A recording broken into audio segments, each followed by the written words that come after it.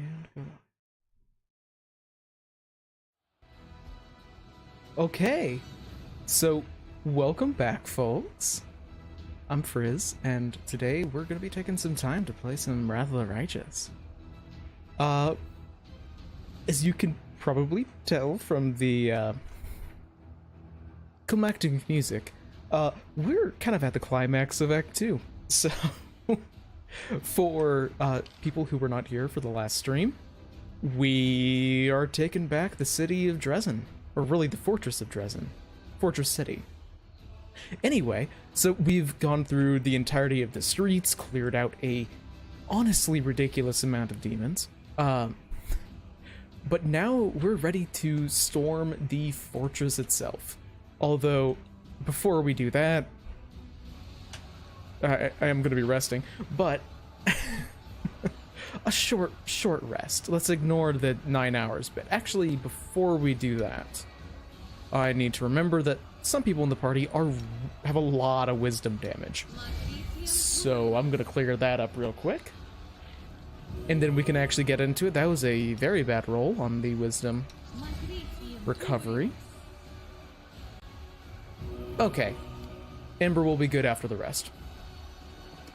Look on that. Okay. Yeah, so this is going to be a fun stream. Oh, the other big thing that happened in the last stream is that we got Aru.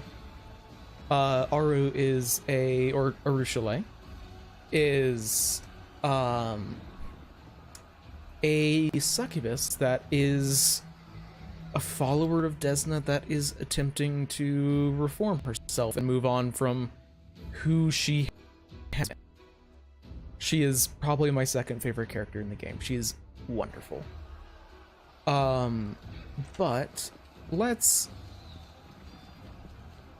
Yep, demons will surely fall, and yep, let's retake Dresden. Also, hey, Kraybor, this guy tried to stab a Baylor and it didn't work. Did you really try and kill a Baylor with a dagger? Well, I think again, for laughing at me, judge, question my competence. Well, honestly, it sounds pretty amateurish, but yeah. No time for chatting, we've got shit to do. Yeah. Yeah. We have some stuff to get going to do. And I need to remember that, to double check, yep, Aru needs to start singing, people need to start raging, because we have infinite amounts of that, and we need a buff. But, let's get to it, shall we?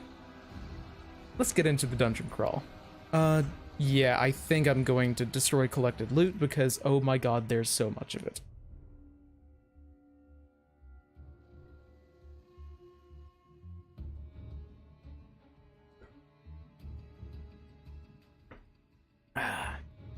I've been looking forward to this little dungeon crawl. It's fun. Also, we may be hitting Mythic Rank 3 today. As in, we're going to be hitting Mythic Rank 3 today. I have something that I need to be doing later, but that's not for like 5 hours. So we'll be going until that happens. Now, just want to double... Oh, yep, okay. Can't hide from me. Let's disable that trap. Thank you. It's so nice to actually have someone on the team again who actually has trickery, because for a while I haven't had anyone with trickery, which was awful.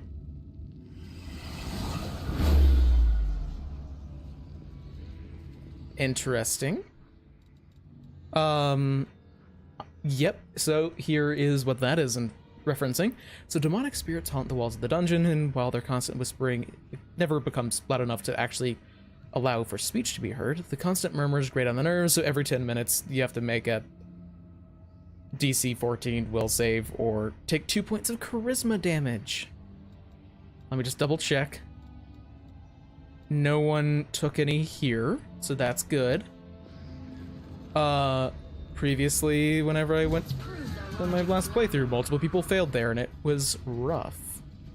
Yeah, let's turn off point blank shot. And also, for this stream, at the very least, I'm going to be doing a lot of the encounters in actual, like, turn-based mode, as in, like, actually controlling people's actions. Because, I honestly prefer playing the game this way, and I don't have to go through the entire city full of encounters this stream. So that's fun.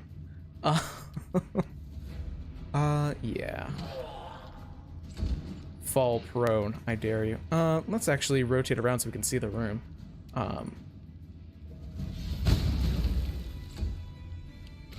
Oh. There are more people here than there were last time. Oh, Aro's hotbar is a mess. Need to fix that. I will resist. And there goes that guy who's very much gone. Now, I think I just made the Whispers of Madness save, because I just saw all of the will saves pop up, and looks like everyone passed, which is excellent. Oh, I should have gone for the archer, because they were about to go. Well, too bad they're attacking Spot and therefore will not hit, because Spot has a ridiculous armor class. And good thing everyone in my party has reach, so they don't have to care about little things like terrain. Yeah, let's get the glaives. Glaives are actually pretty valuable. As in, they're masterwork, so they're not, like, super cheap. Please, forgive me. Huh. I've embarrassed myself. That was actually... I should have, used a lockpick there. That was totally on me. Now now have to break it. Oh, okay. I didn't realize that. I forgot that there was an athletics check for that. But anyway, now I get some useless garbage. But 3 minutes passed, which means that the Whispers of Madness are closer. So now we get to run in here, and oh, huh. An old woman, half-elf by her appearance, hangs limp in the shackles. Her head is slumped down to her chest, and strands of dirty gray hair cover her face. Her rags don't conceal the poor woman's horrible condition. Her body is covered in old scars and fresh wounds. A piece of flesh has been torn from her left leg, and there are numerous fang marks on her arms. Her right wrist appears to have been gnawed, and the hand has withered. It's hard to believe that life still lingers in such a mutilated body, but the woman raises her head with effort. Clear blue eyes stare back at you from under her gray eyelashes. Crusaders here. I thought I was delirious when I heard the sounds of battle. After so many years, are we really retaking Dresden? Well, who are you and how did you end up here? My name won't mean anything to you. It's been so many years. My name is Yaniel. I used to be a knight of the Citadel when Dresden was still a proud Crusader stronghold. On the day that Dresden fell, I was covering the refugee retreat. Alas, I was taken alive by the spawn of the Abyss as they flooded the city. Ever since then, I've been locked away here, within these walls that were once my home, now a prison and a torture chamber. Yaniel? Oh, I know that name. Used to have marches in the River City in her honor, but that was a very long time ago. It must be so strange to feel alive when you've been dead to the world for so long. You've been at the dungeon since the day that Dresden fell, sister? That's over 70 years. Yeah.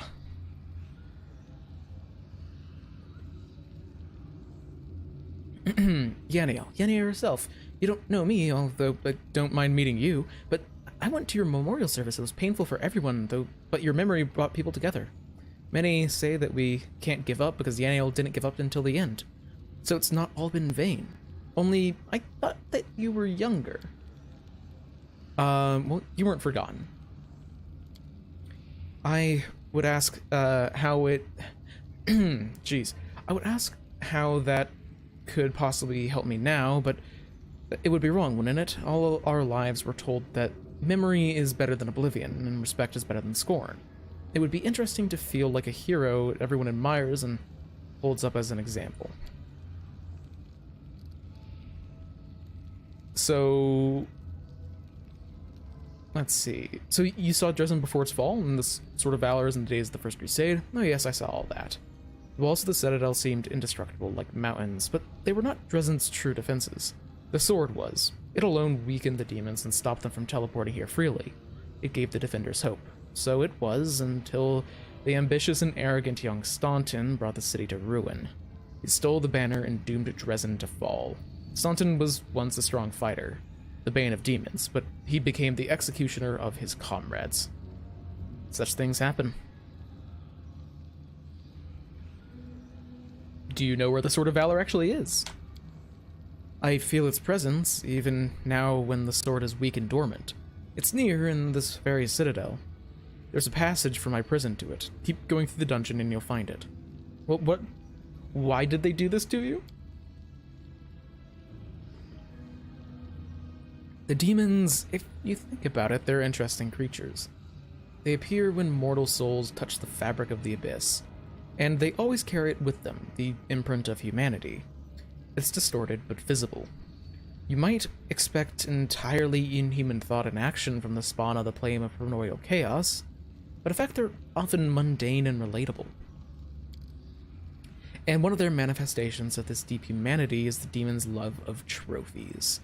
I am one such trophy, living reminder of the day that they washed over the strongest Crusader fortress like a tidal wave and turned it into their den. Well, we're gonna help her, of course.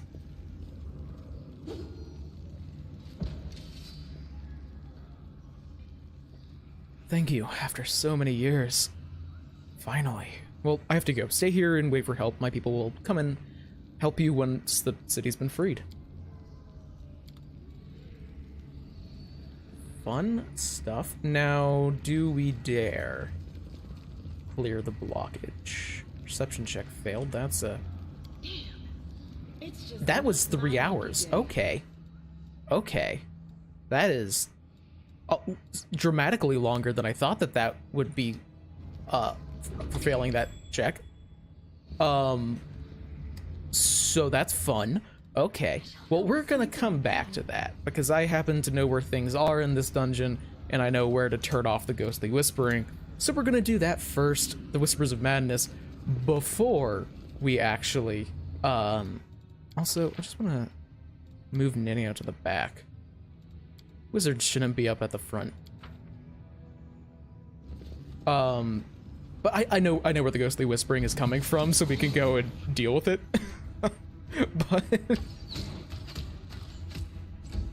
dang, not at a point yet where Lan can kill an entire Babu with a single full round action.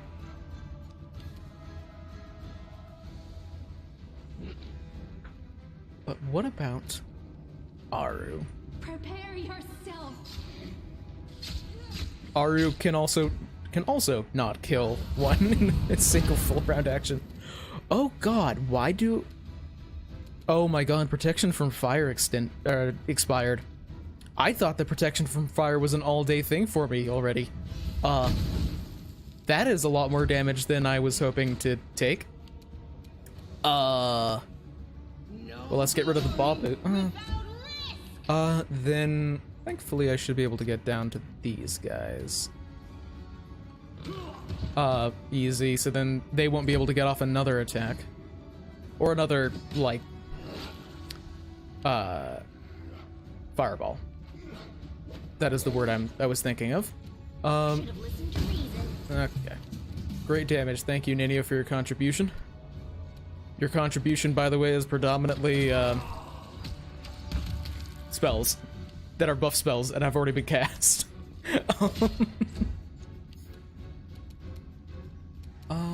Yeah, let's go for this guy next. Okay, I was hoping for more damage, but can't always get what you want.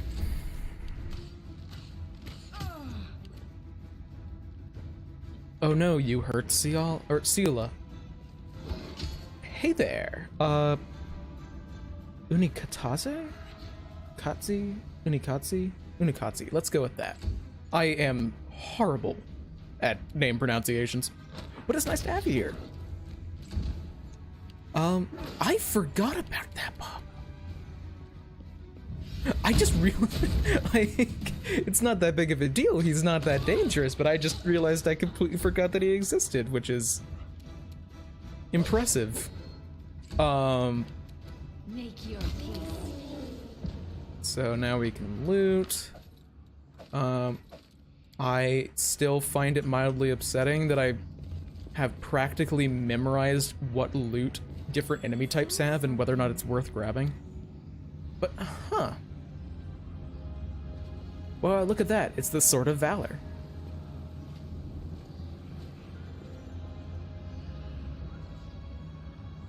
Totally the Sword of Valor. Don't question it, guys.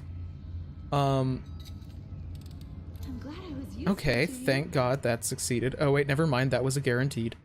Now here, lockpick. Because headband of mental flow, charisma, intelligence. I mean, I think I'd actually prefer for that to be on. No, You know what? Screw it, Ember. You're getting. Yeah.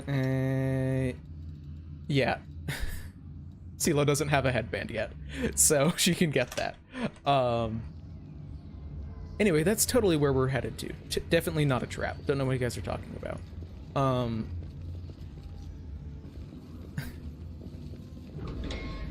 Oh, it's like any username I will like have to think twice on. Yeah, so here is the source of all the ghostly whispering. But oh, Let you hurt my friends. interesting. I didn't have the Minotaur before this encounter last time. Yeah, there are like patrol Minotaurs in the hallways. Too late for apology. Oh no, okay, good. I was very... Okay, nice encounter. Drive me. Well, that's what happens when you get a crit. So basically, yeah, the holy remains of a warrior that exude a holy aura. Yeah. This allows you to get rid of corruption, but I've turned off that gameplay mechanic. Now here's a fun item.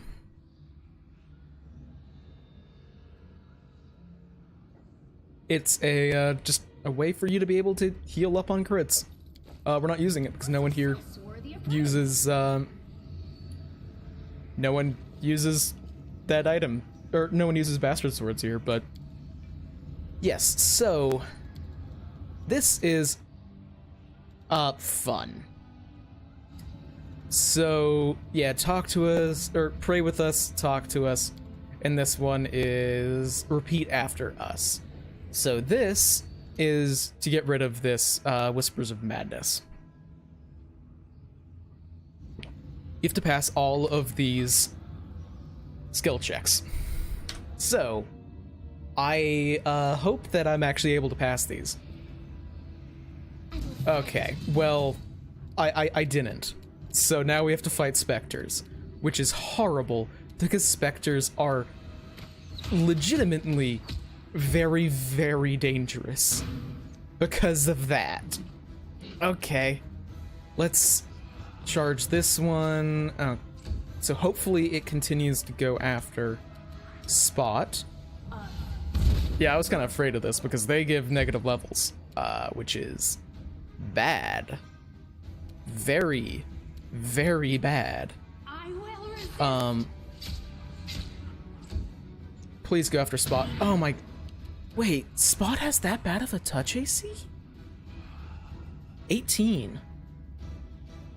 Damn, I'm just too used to having monks. I guess? That's really bad. Because this guy's... I guess he's got a little bit of time before... I should have magic missiled. That's on me. Endure this. That... Yeah, Matt... Okay, so, fun fact. Those guys pop out every single time that you fail one of these checks. So yeah. I refuse to accept Here's another 3.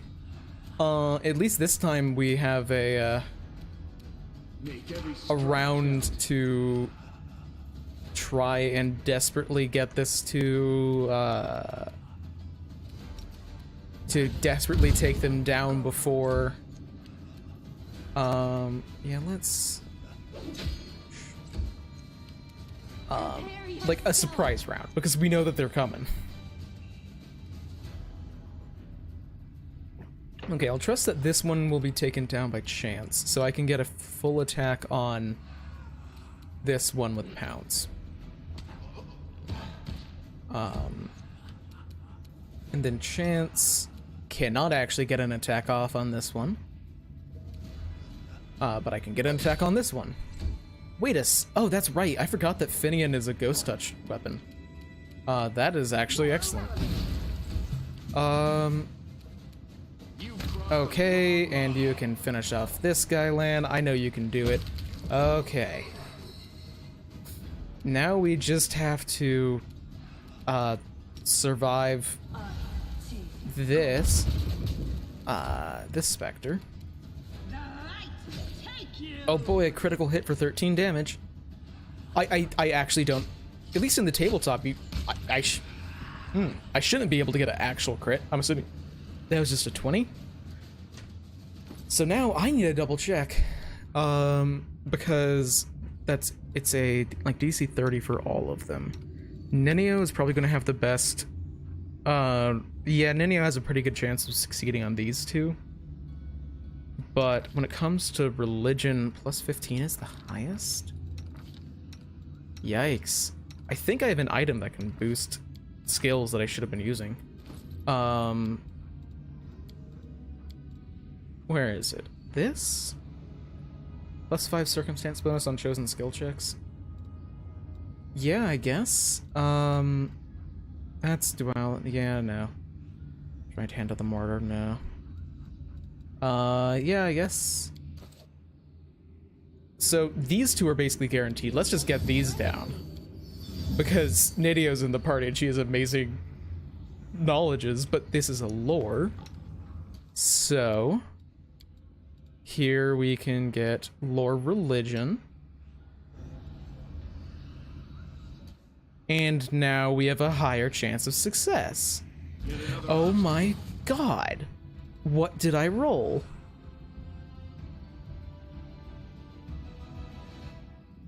Oh my god, I was one off. Okay.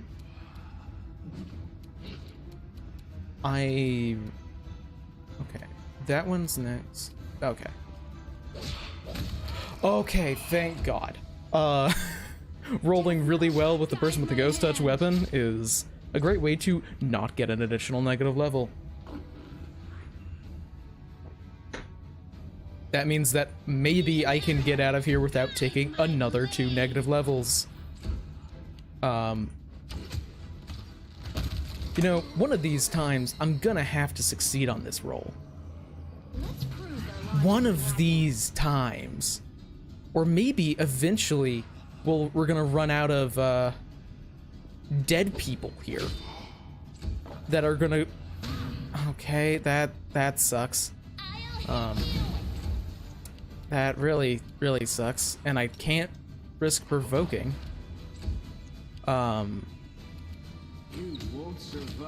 Just want to get them out of the way. So that's a total of 6 negative levels. You know what? Screw it. Sela's gonna sacrifice herself here so that I can just cast restoration on one person and not have to worry about casting restoration on even more people. I really wish that I hadn't clicked on the okay, but there's no way I failed this knowledge or lore religion check like a 5th time in a row. Okay.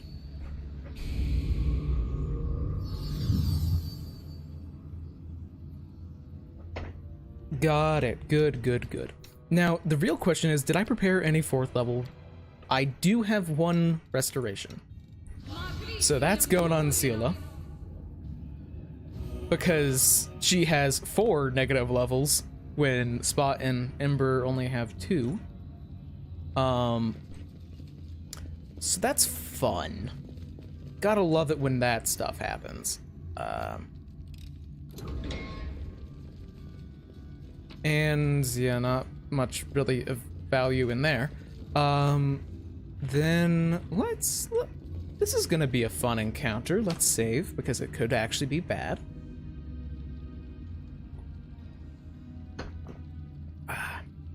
Yeah, but earlier whenever I clicked on the like clear the debris and then seal a failure check and it took 3 hours, that got rid of the death wards that I had cast on people, which would have made them immune to negative levels, which would have been good. Do not fear. Do not waver. Well, so this is gonna be a fun fight. Oh, this guy, huh? He's oddly pale.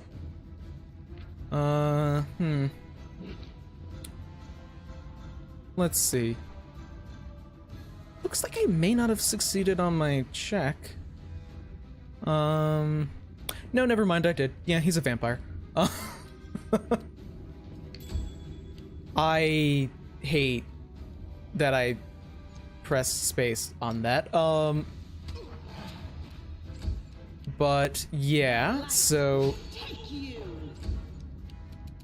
honestly, we could very easily really screw this guy up before he even gets a turn. So let's actually try to do that. Make every strike count.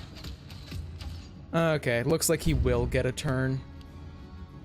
Lame. And yeah, he's a bunch of thralls. So, hey, beat Ice Slick.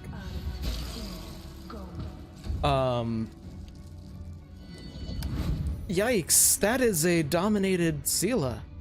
That is really bad. Yeah, let's turn back on Deadly Aim and... Oh, that's right, he actually has a good AC. And hey, all the spawn over here, meet Grease. Oh, damn, some of them actually didn't roll bad. Oh my god, all of them have... Oh no, I didn't realize that they all had Dominate. That's bad.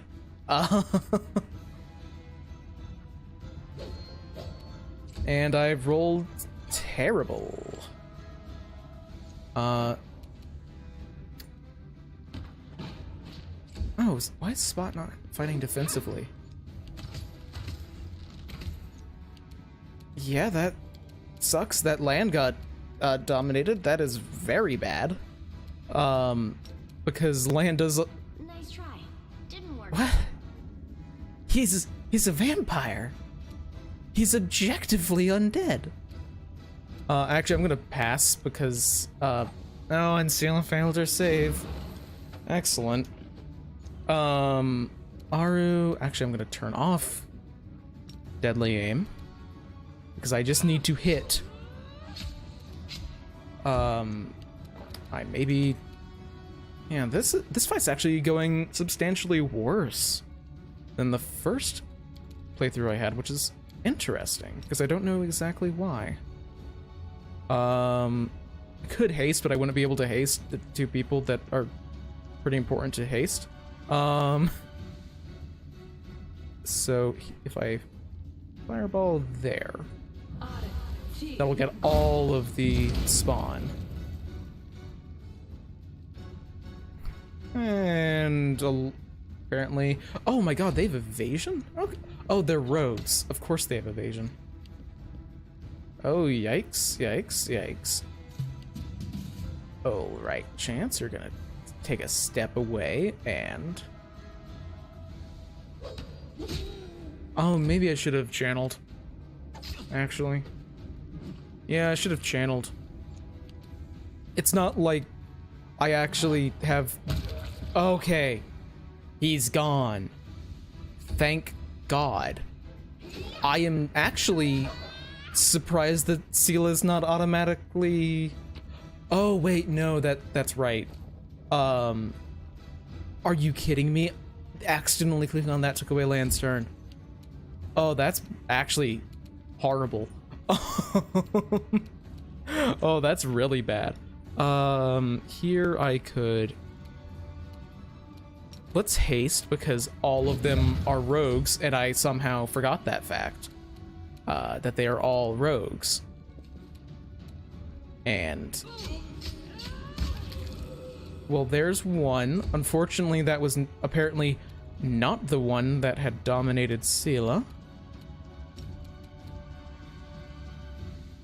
Blood Ragers, not exactly known for their excellent will saves. Okay, there was a spot there. It's at least 3 without targeting friendlies. At least they all failed. Seemingly, they all failed. And that's rude. You're not allowed to pass your reflex saves against my abilities. Oh, yikes. That was actually terrible damage rolls. Oh, damn. Oh, Sela's good. Okay.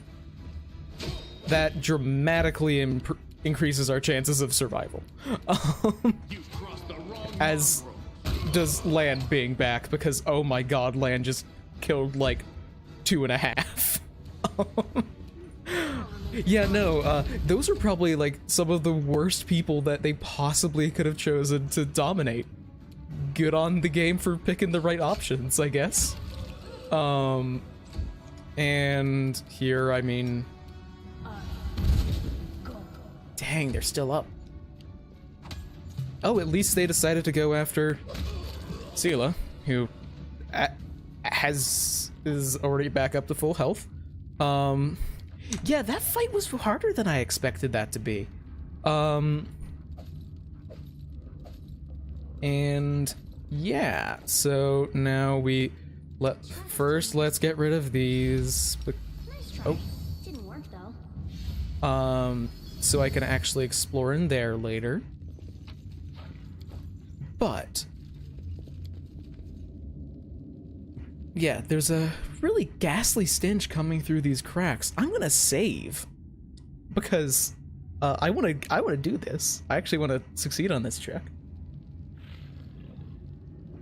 I am totally willing to save scum this. Oh, well, that happened. Well, that sucks. Because you can't try this one multiple times. So, hey, would you look at that? Quick reload.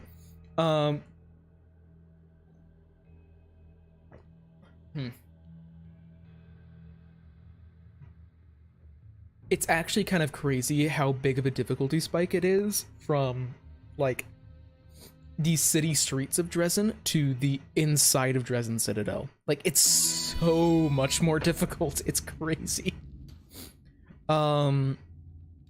Now, is there anything that I could do to boost the... Yeah, there is. There is absolutely a way for me to boost Sela's athletics. Take off the stuff that's giving her a armor check penalty. And what did I roll there? A 4. In case you couldn't guess, the reason why I'm doing this is because I don't like skill checks failing and then oops, guess you don't get to see cool stuff, and also that, yeah, he's a vampire and his sarcophagus is on the other side. Like, this is something that I feel is purely... This was simple enough. Purely because of... Let's disable that trap. Almost walked on it. Because, yeah, fun weapon here.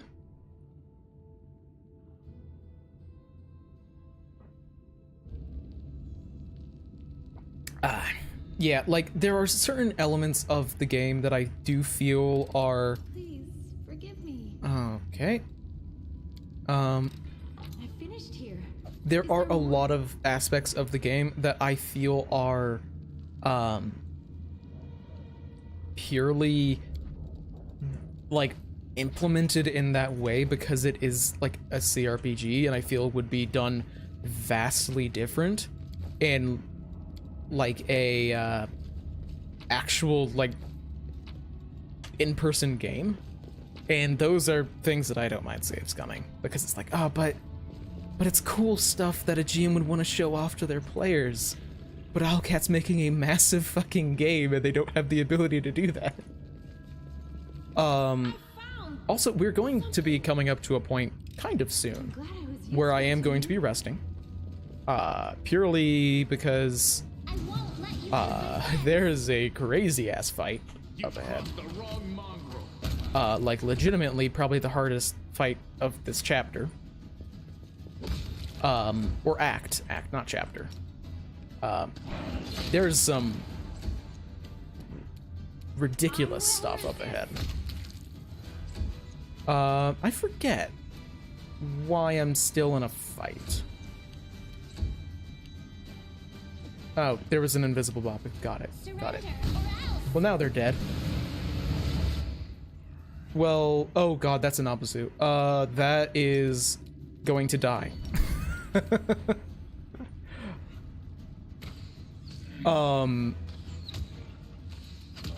Because Nabasus do negative levels. And I've already said in this stream how much I love negative levels. Eat holy damage, idiot. And yeah.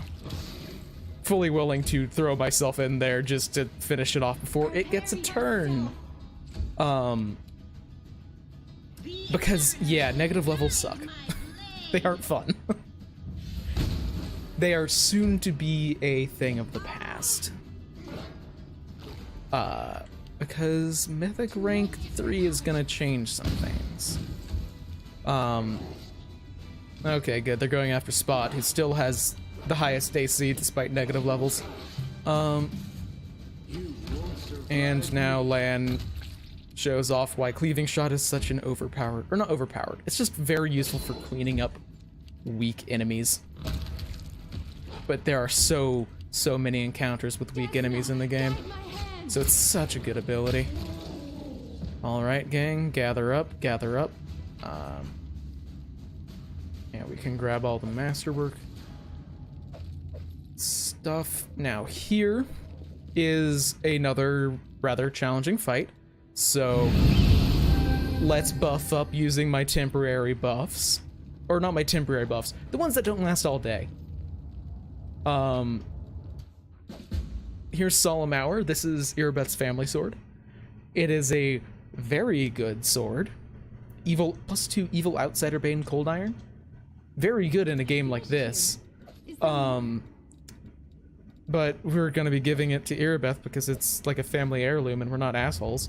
But speaking of kind of assholes,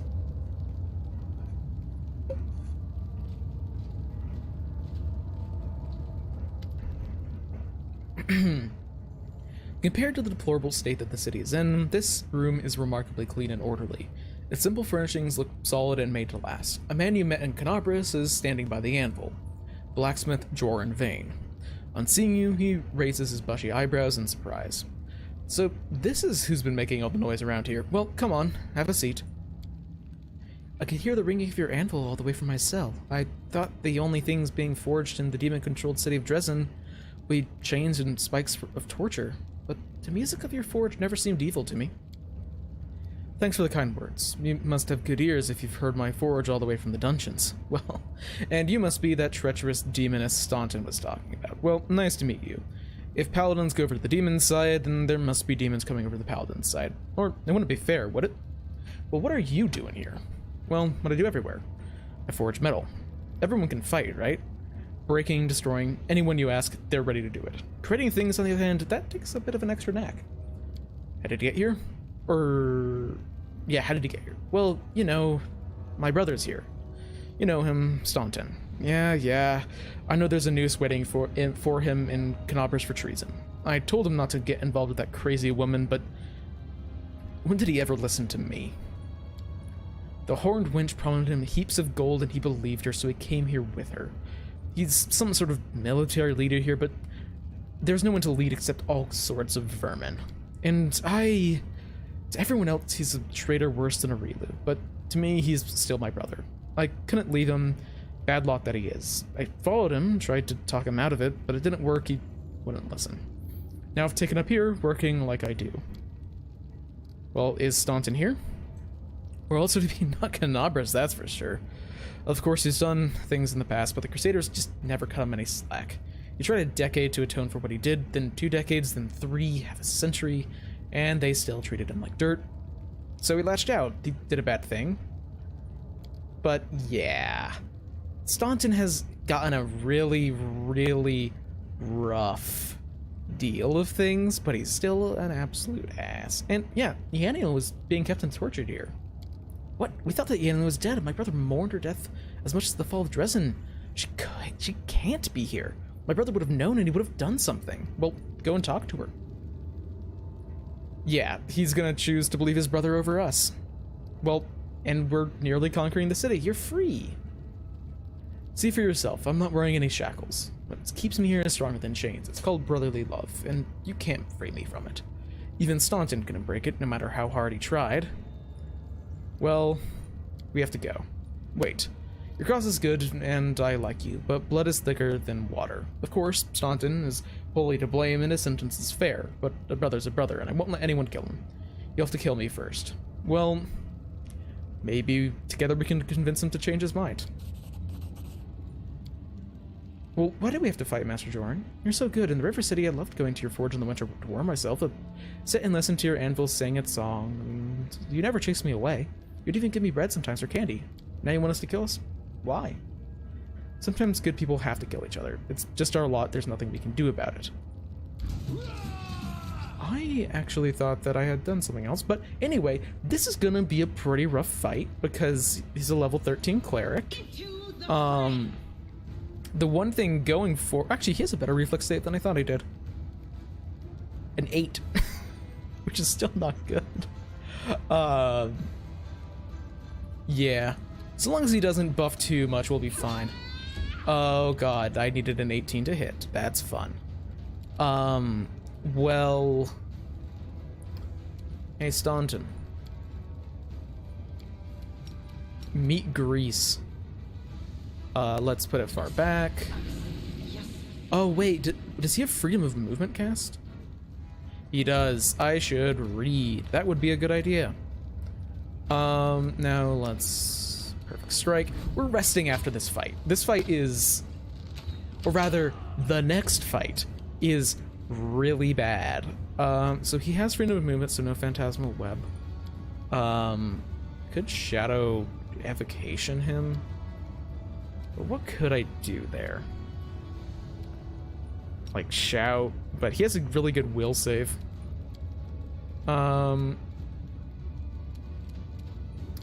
I could haste. And then I can do something else because displacement on spot. Then here, yeah, let's just... Okay. At least... Wait, why did... I don't know why it was so hard for Spot and Ciala to hit. Or Ciala.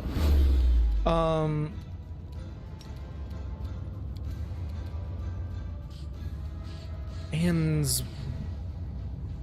What is the difference between, like... Okay, so Ciala has a plus 18. Plus 23. What's the difference between this? I mean, plus 6, plus 6. Oh yeah, looking at the wrong thing. So 9 BAB, minus 1 size. Maybe the size bonus isn't a good idea. But Good Hope, Power Attack. Yeah, that's... I'm just shocked at how inaccurate some people are.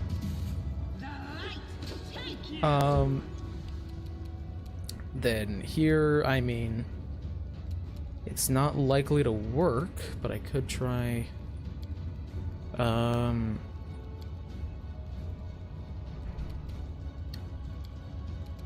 Yeah, actually, let's give Spot some lovely sneak attack. He's going down. It's just taking a bit longer than I would like. Of course. Oh, he got spell resistance from okay, so if one hit he's down. Unfortunately, Spot needs a 20. Prayer could have been worse. I think he could have cast heal on himself. That would have made things a lot more complicated. Now I can get rid of this. And yeah. I don't want to say that Jordan is a good guy because he is objectively not actually good. He's lawful neutral, but he's understandable, but at the same time not, because Staunton is such a maker of bad decisions that it's like, why are you still supporting him? Like, family is family, but to like, at some point, you gotta admit, like, when do you cut the ties? Make every strike count. Okay, convenient crit. Conveniently well-timed crit. I'll take it. So we have a very bad fight coming up here. To the extent that I'm going to be preparing my spells specifically for this encounter. Oh yeah, like, family is definitely family, but like at the same time it's like, holy shit. That's some impressively bad decisions from Staunton.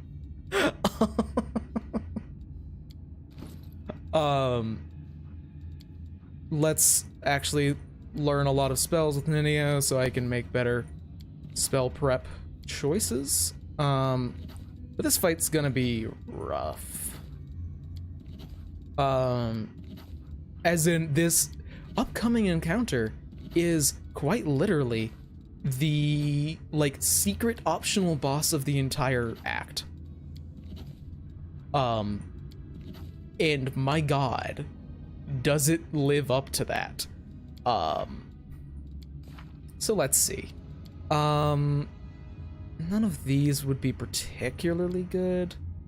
Stone Skin might be able to save a couple of people. Greater invisibility could be good, but displacement might be better. Oh, I'm on core difficulty, except dead people get up after combat, and this is going to be hell. This is gonna be a hard ass fight. So I have, the main thing is that I really just need Aru and I need Aru and Lan to be pumping out damage. So, can I get an Eagle's Splendor? I have an Eagle's Splendor, Owl's Wisdom for those two, which is good. I do have Good Hope. Do I not? Okay. The main thing is just, I need to check. Oh, Dispel Magic. I need Dispel Magics. Like, oh my god, I need Dispel Magics. But I still do want some displacements, but let's get another Dispel Magic. Let me remember to go over here and prepare Dispel Magic. I still want a prayer. Just, this is an encounter that I'm going to be resting after. So, like, let's see. What could I have here that would be useful against this specific creature? Summoning wouldn't actually be terrible to have. But I am just going to be trying this. Anything different?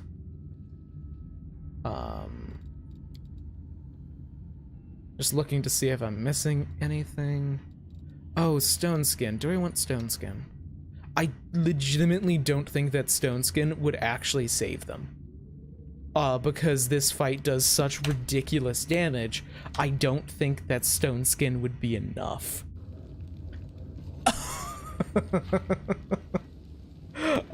Let's see how well this goes.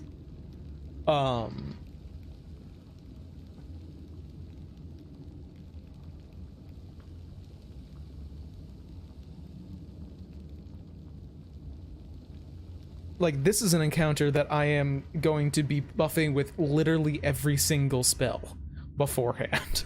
Like, oh my god, is this... It certainly is an encounter. So first off, let's position people correctly. Aru's gonna be there. Land can be about there. Spot is going to be doing everything in their power to not get hit. Same here, and here. Let me just remember to toggle these on. This war must end. Then for buffs. So, Shield of Faith is on the right people. Protection Communal from Evil should be on. Owl's Wisdom is on the correct person. Eagle's Splendor is on the right person. Death Ward is not going to be enough to save you from death. True Seeing is on the right people because this person that's coming in is going to have a lot of defensive buffs that are seen through by True Seeing. So that's important. Shield. I mean, I might as well. It's not going to be that useful, but I can at least have that on. Displacement on all three melee characters. Haste, that's a short on self, I guess. Invisibility isn't going to last long. But it might as well. False Life, Good Hope, Mage Armor is on the right people. Okay, let's give this a shot. So, buff. Oh, I need to unlock the door, damn. I finished here. I refuse Okay, to accept their so now we ready people. So Ember's fine where she is, and then all the cultists sacrifice themselves. This is the counter that we have until Doomsday.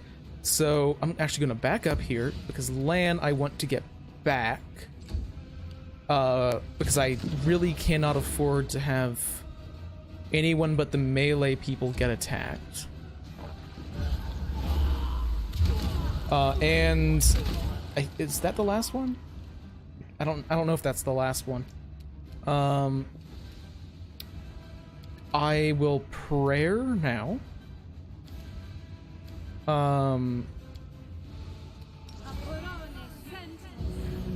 At least buff everyone. Oh, that's not the last one. Now we have the bad man shows up.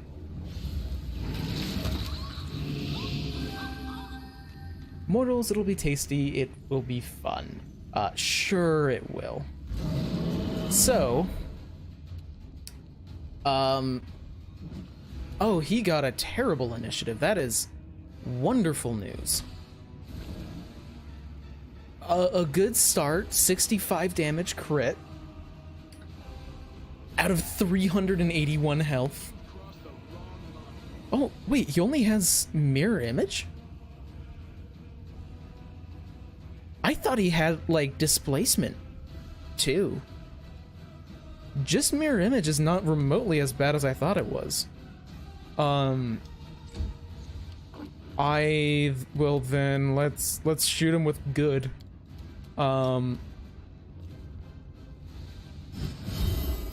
Oh boy, yeah, 27 damage. Let's go.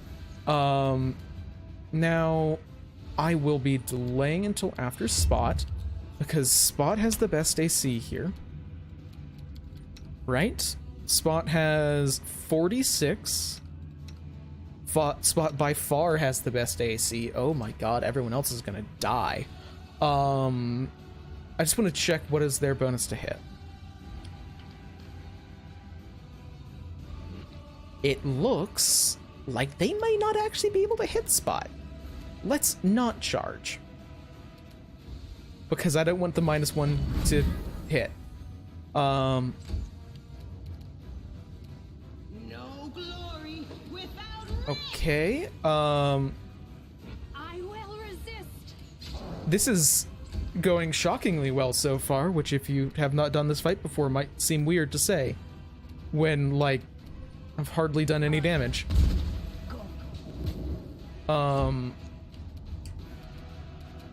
Does he have freedom of movement? He does not. But I could dispel to try and get rid of the mirror image. Powered stun, confusion. Yeah,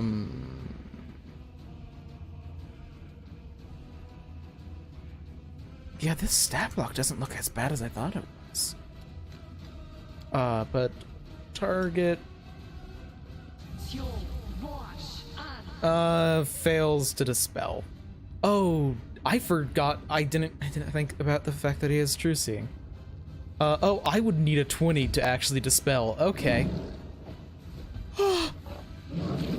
Oh my god, Spot lives to see another day. Holy shit.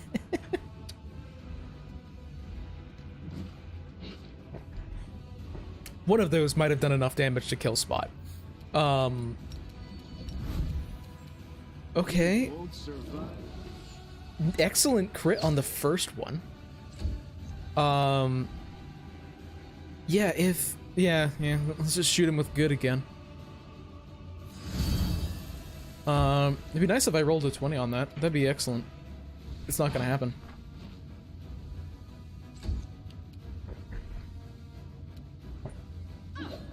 I'm honestly shocked that Spot did not get hit at least once.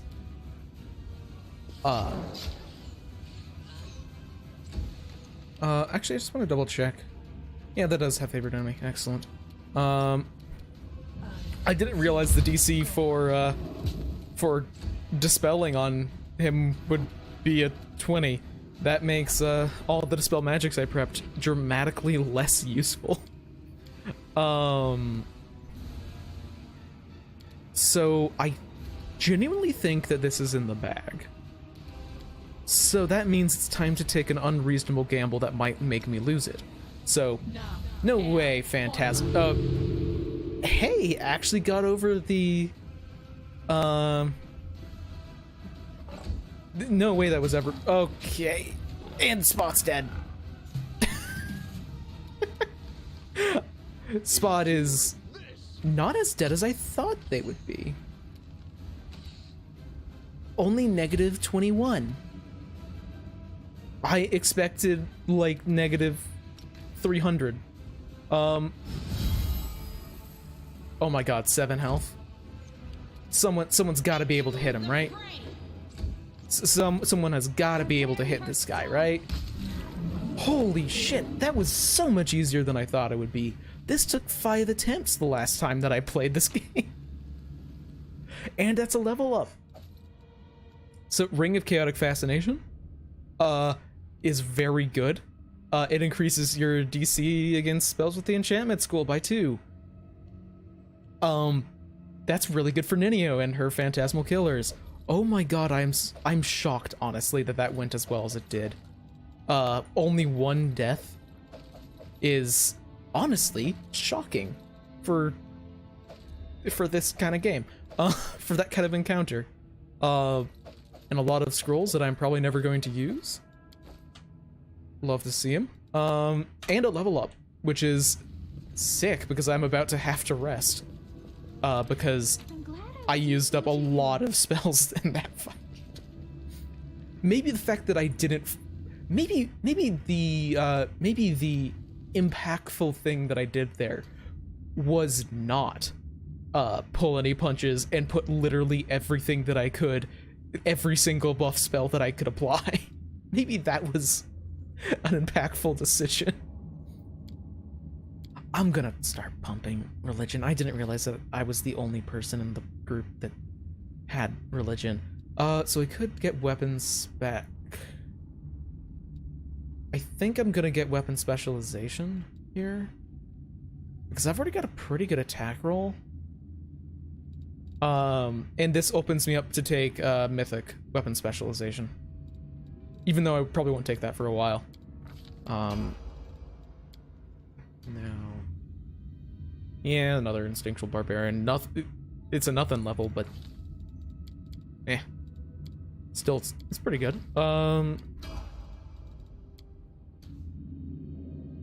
Here. Oh, third level spells. That's fun. Oh, but then what do I want? Heroism, no. Greater magic weapon wouldn't be bad.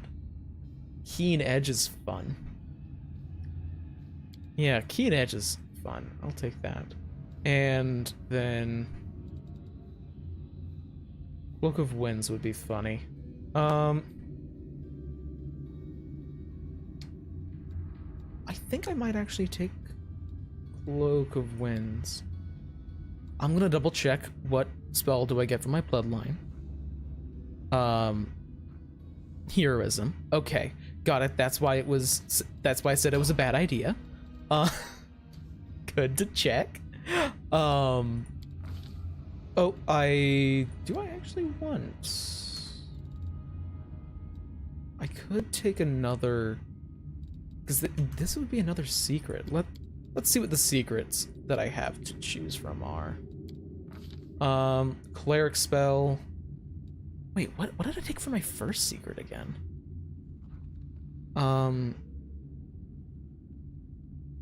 Wizard feat. Okay.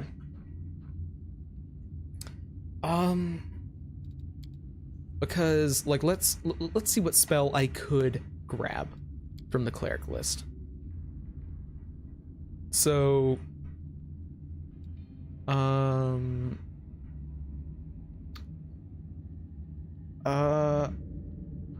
God. I mean, actually, druid spells might be easier to pick from, because for druid spells, I don't have to worry about it overlapping with my main character, because I don't have a druid in the party. I won't.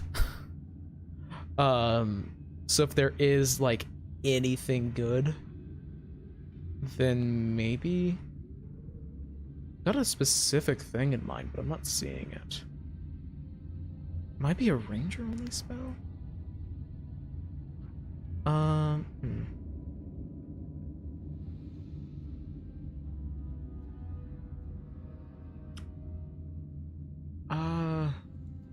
Yeah, no, none of that's that appealing right now. Rogue secret. Oh, look at that. Let's get a wizard spell. Yeah, no, I'm just going to go with another wizard level for now, because I'm wanting to get access to higher level spells before I make that call. Like, if I can grab a 6th level cleric spell instead of a 5th level one, that is a little bit more useful. What? Okay, these are the 5th level spells I have now. So, Communal Stone Skin is very good. And Animal Growth would be funny. Hey there, Chloe. How's the pathfinding going? Exceptionally well. Somehow we took on, I'm forgetting their name. This summoning circle bullshit. We somehow did that on the first try, with only one animal companion dying. Like somehow 2 turned it, so that was shocking. Persuasion. No. That's the right spell distribution. Vine Trap. Okay. Now what is my single first or fifth level spell I want? Icy Prison. Icy Prison's very good. I might actually go for that. It's just a good way to exploit low reflex enemies. Yeah, no, admittedly, I used up about 60%, or maybe more like 70 or 80% of my spell slots buffing beforehand. So I think that was a pretty impactful choice to make. But it definitely helped. So now we're just leveling up right after that. And then probably going to be resting again because I used up almost all of my spell slots. Now one more here.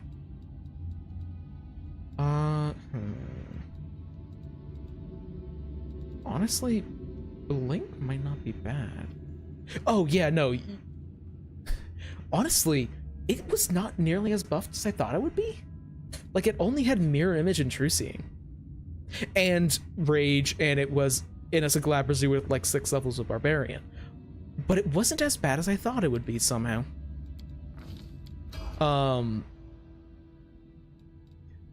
Like, I was expecting it to be so much worse. So now let's come up here and I'll remember to cast Restoration on Ember. Yeah, no, I thought it had Blur. Admittedly, it wouldn't have made a difference because all of my damage dealers had True Seeing. So like, it wouldn't have... Oh wait, I actually need to change my spell prep. So I get rid of all of the Dispel Magics I prepped because I thought it had so many more, like, I thought it had more. So I was prepping for that, but apparently it just didn't have everything, like, it didn't have as many buffs as I thought it was gonna have, but it worked out in the end, I guess. Maybe they did, but I remember it having like Blur or Displacement, and I fought it for the first time in like around New Year's. Yeah, like, and I think I'm playing on a higher difficulty. No, I'm definitely playing on a higher difficulty right now, so it's not like it would have had other buffs. I didn't kill any of the cultists, no. I intentionally didn't fight any of them.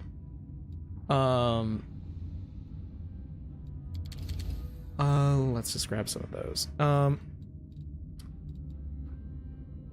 Archon Zora. Screw it. Just double checking. None of those to prepare. Let's get another Death Ward, and yeah, True Seeing is too good. It's a complete game changer in the fights where it matters. Ninio, hey, look at that. You can get rid of all of these. In exchange for a couple more of these. Another haste, because you can never have too many hastes, and some fireballs in case you run into swarms. I do very general spell prep, in case that's not obvious. I want to prepare these spells now and then never again spell prep. Oh wait, True Seeing is like mandatory.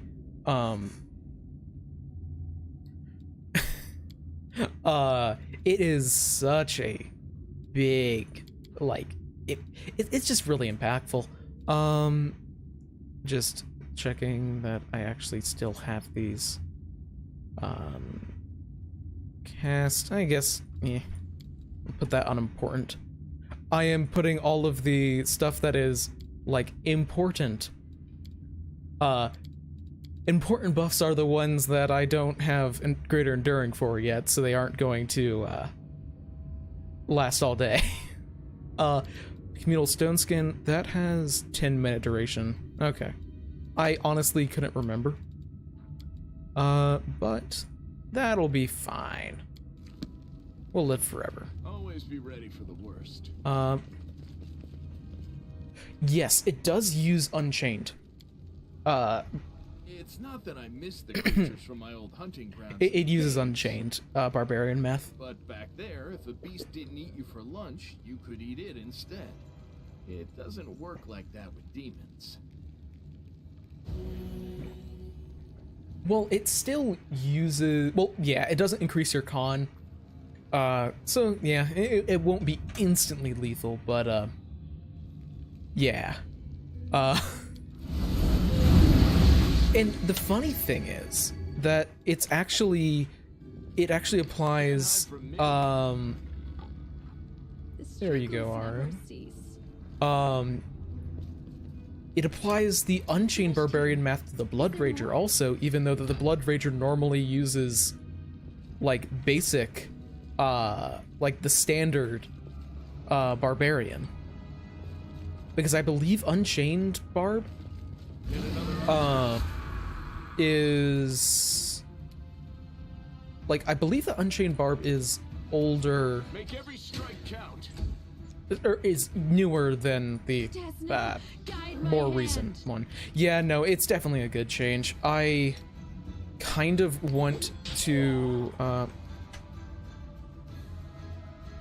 spotted a trap. Oh, that's trapped. Okay. I'll hit you.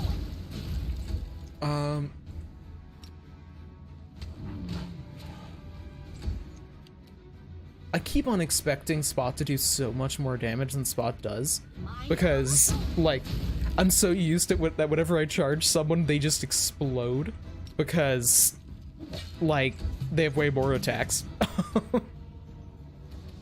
So let's 5-foot step forward, just for the hell of it. Then let's try and take out this guy. Oh, I thought they would be close enough to, I guess the mirror images that oh, oops. I didn't mean for mirror image and displacement to be, that, on that for buffs. Oops. Make your peace.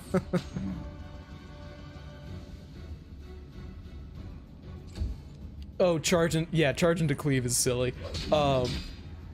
I mean, I think that I saw that it used to work, that, or it used to be that, cleave and cleaving finish worked with Vital Strike, which is certainly a design decision. You're irrelevant. Not necessarily a good one, but it is one. Because that seems like that would get out of hand real quick. Also, I really should have gone for the evoker at the back. I couldn't see them behind the Minotaur. I was actually the first build that I considered for Aru was going to be a Ruffian Rogue, just purely because I wanted to do a Vital Strike build.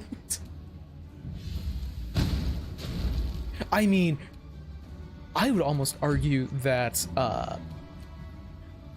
in and of itself, Mythic Vital Strike in this game is silly enough that it's already kind of broken. I'll remove this obstacle.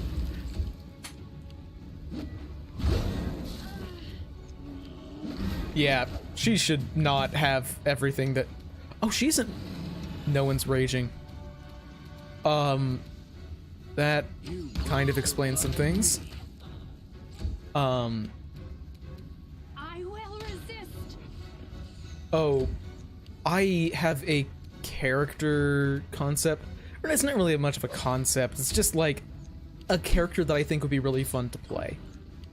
In 1E, that I'd love to get a chance to play at some point. Which is just, You should have listened to reason. is basically just... Oh, okay, so y'all actually died. Okay, that sucks. That means she won't have buff spells for the rest of the day. Oh well. But... Huh. Slime-covered key. I would love to play a character that like super specializes I finished here. in. Is there more? Oh, I'm glad I am happy that that worked. That will go to land because I believe that races of archery only care about archer. Yep, bows. So that isn't even a bonus for, isn't a bonus in any way for Aru. And let me actually remember to inspire courage.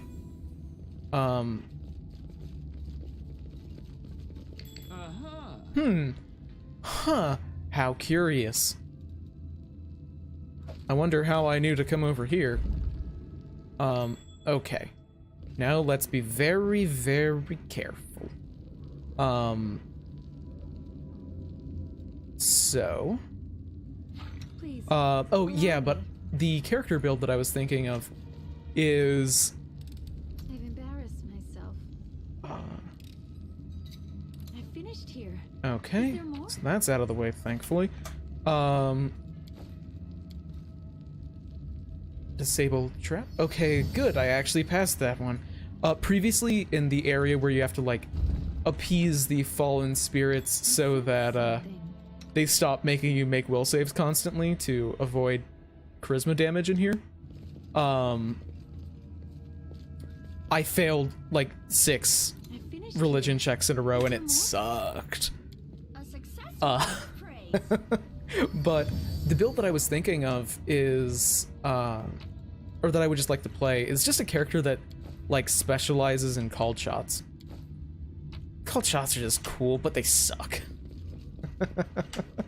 Yeah, no, the reason why so many people in the party have negative levels is because I fought way more specters than I should have had to. So many specters. Yeah, they're fun. Like, it would just be like, I would just have to ask my GM, hey, is it okay if I use Vital Strike with called shots? You cannot normally, but is it okay if I can? Because they just suck. There's no way you're gonna do 50%. Also, no way. It was fake? But demons never cheat and hide things.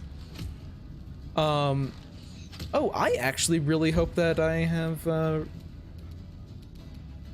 I do have resist fire on everyone but Ciala. That is good. Because that's a lot of Primerax who will cast Fireball on the party. Oh, why did I just hit them with a Fireball? Okay. Now we can charge one of them.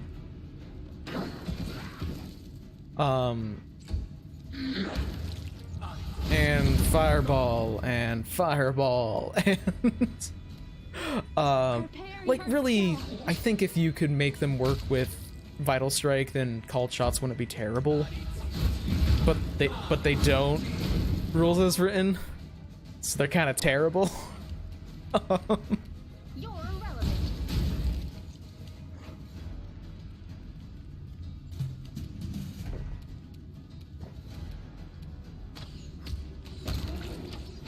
Because, like, oh, you have to do 50 damage or double the creature's health to get the really bad called shot. How often are you going to be able to do that much damage with any amount of consistency? Like, never.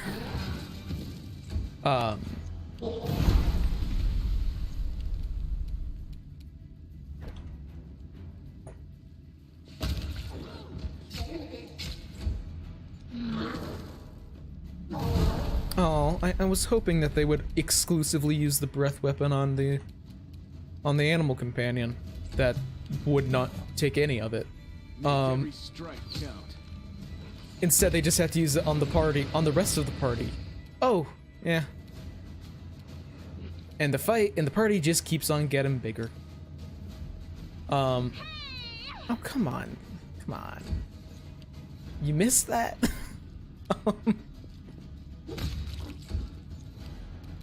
Then,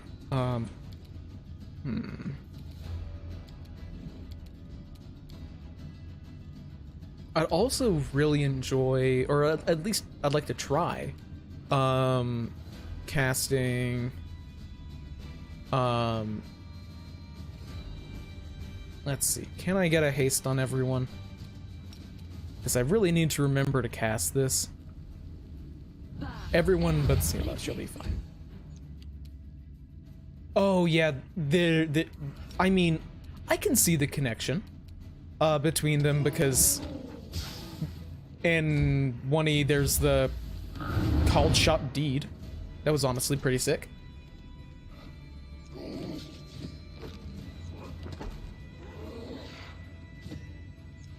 Inspire Courage is on.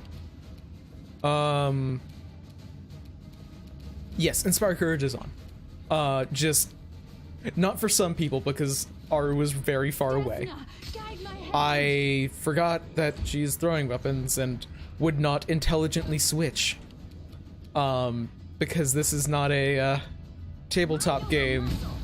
Because in reality, Aru is just as good in melee and out of melee. If I remember to swap her between between throwing her weapons and not throwing her weapons, unfortunately that requires for me to remember something. So it is out of the question.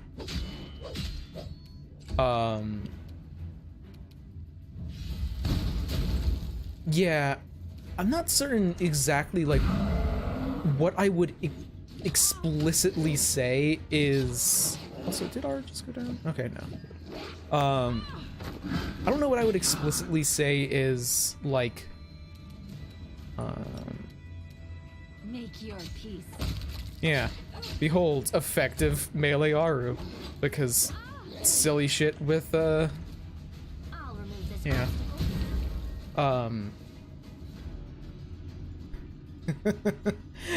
Yeah, our in a game I'm in, we have a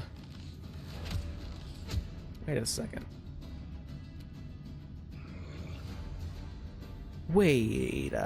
Okay. I do actually have True Seeing on. I thought I hadn't actually given True Seeing to Lan, and I was wondering how the heck did he just hit that? Like hit through that many mirror images. I did. But touch AC was a silly mechanic. I like touch AC, but I don't think it was implemented that well. Like I get it. I get why it exists. But it was too easy to hit.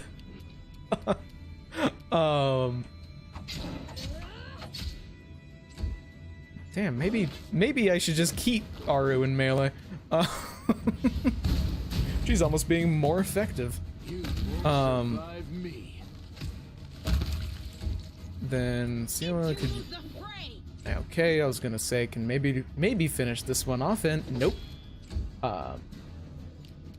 Yes, it's basically like they maybe could have addressed it by making some rules regarding like, oh, but you can only get so much if like you still count for a certain amount of your AC, or your natural armor still gets to AC, or like you calculate touch AC by having the armor bonus to your AC rather than ignoring it entirely. But that would be such a mess. Like, so if you're getting a +8 armor bonus to your AC, you get a +4 armor bonus to your touch AC instead. But that'd be so annoying to play that I can't see them ever doing it. Also, I'm actually gonna give that to my main character.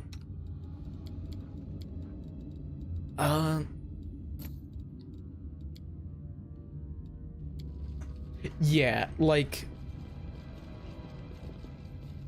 yeah, there's a lot that I like about the way that 2E does things when compared to 1E. There's a reason why I am in one soon to be I'll hit you. or one soon to be 2 1E games and 3 2E games. There's a reason for that. It's because I like the system more. But yeah, like easier to hit, not guaranteed. Guaranteed, really if anything's guaranteed in a game, it can get a little boring. Like it's like, oh, well, I already know what's gonna happen. So, okay, that's kind of boring. If you already know the outcome. Damn. Aru can't... Actually, wait a second. Aru still can't get a full attack. Okay. Desna, guide my hand. You won't stop us. Honestly, I think that something pretty significant... Oh, I didn't mean to walk over that trap, but, we lived, we're fine. But you see, it's not actually impossible to miss. You can still roll a 1.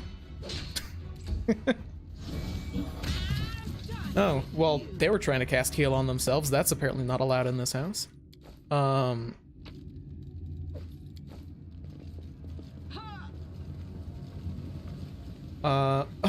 this room. This is gonna be interesting. Yeah.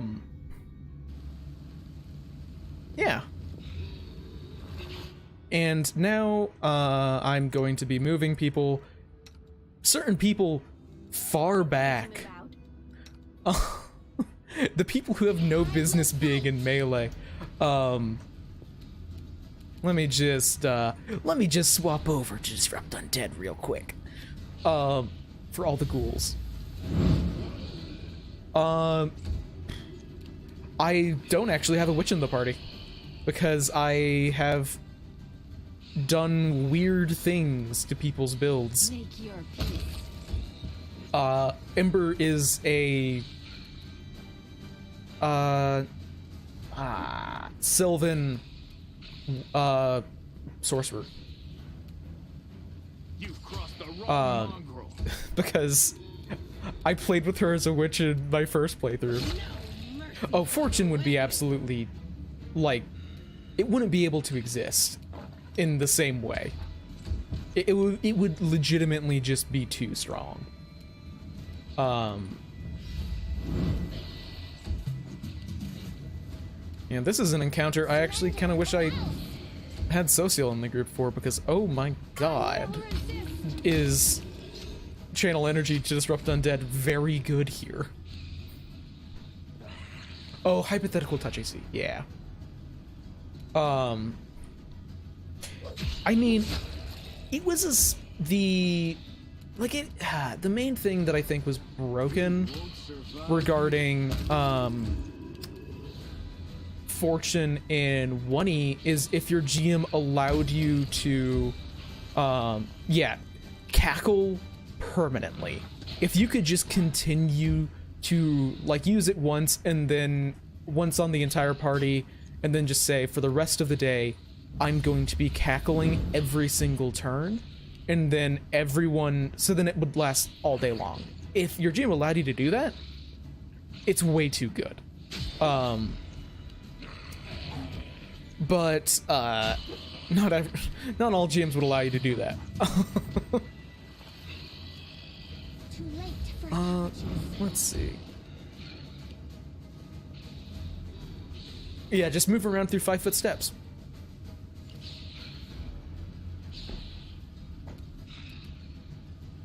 Prepare yourself. Oh damn, I shouldn't have targeted the ghoul. I should save ghouls for land to finish off. But actually, yeah, this is totally a Channel Energy Dirt Undead moment. But let's see. Ghoul creepers, ghoul stalkers. That one's pretty hurt. Yeah, let's... That's not who I want you to continue shooting, Lan. That's annoying. Okay, let's just finish off these guys, I guess? Or maybe start trying to hopefully finish them off. Oh, I actually need to focus the archer. With, you know, people that have ranged. Like Lan. It's just gonna be Lan. Going after the archer.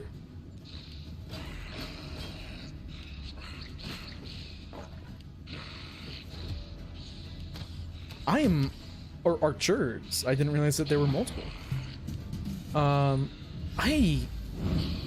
Honestly, I didn't realize, Desna, guide my hand. I wish I had Cleaving Shot on Aru. Cleaving Shot would be very useful right about now. Yeah, clerics are pretty useful for this fight. Yeah, let's go after this one.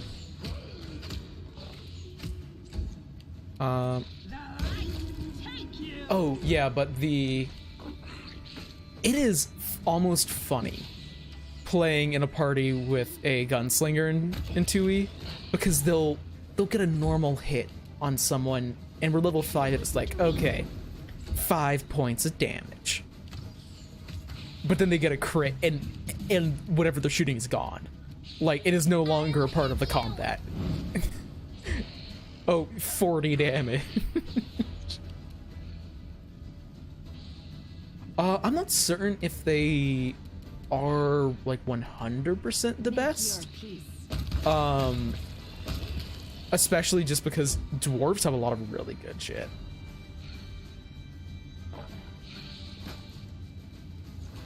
I forgot how many things there were in this fight.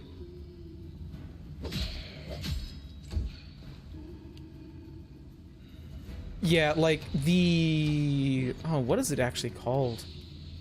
The... What's it? The... Make every strike count.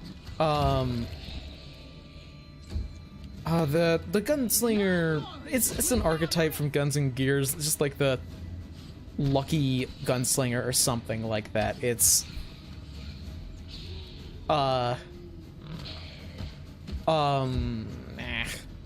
Words. It's the archetype that gives you a once per day ability to just roll twice and take the better on a 2-action shot, which is really, really good. Especially because at higher levels, it's once per hour. I would kill for someone with Cleaving Shot right now. Or not Cleaving Shot. Cleaving Finish and an improved Cleaving Finish. I have someone with Cleaving Shot. You know what? I generally thought that I wasn't going to be doing this today, but yeah. This is a fight that is straightforward enough that I am just gonna auto.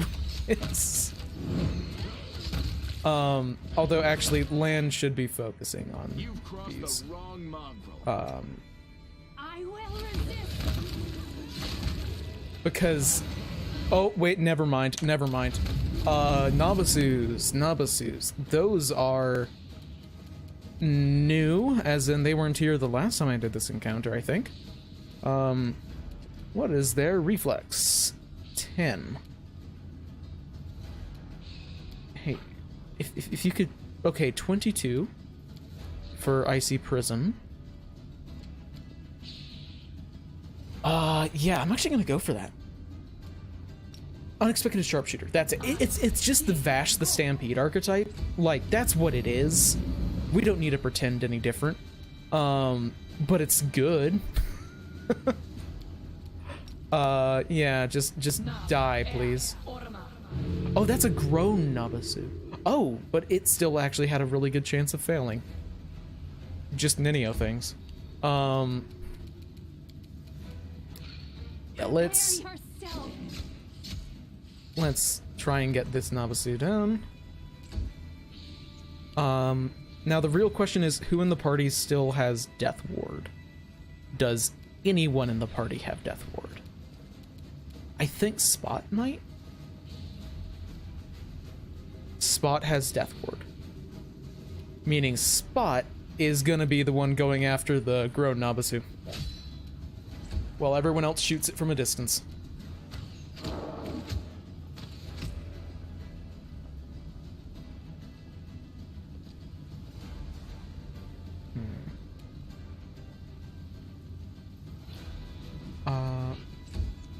Yes, only you're getting away from that, Nabasu. Into Because the you no fray. longer have Death Ward because you died. But Spot can go and get in there. Because you are, in fact, immune.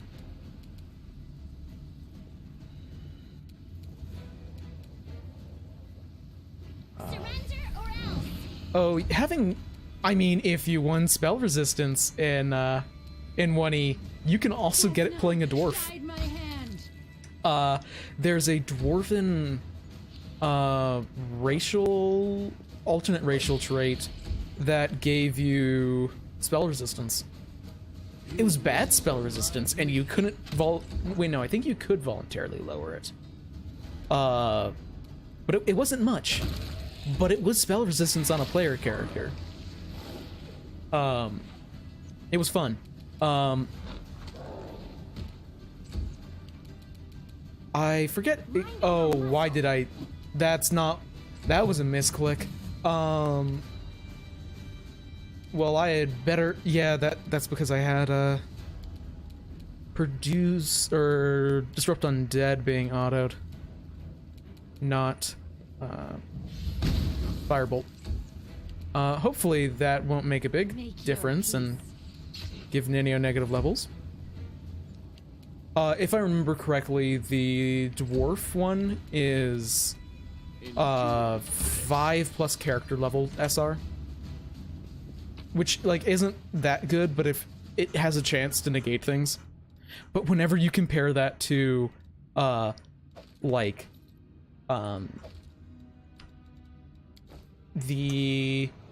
I think you give up the +2 on saves against all spells and spell-like abilities, so like the low spell resistance is not worth it. What's useful to you? But yeah. It definitely doesn't exist as per Pathfinder 1E spell resistance.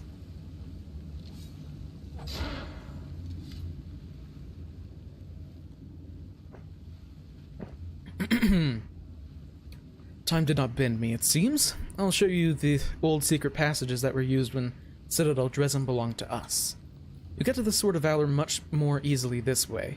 Perhaps the demons don't know about this passage.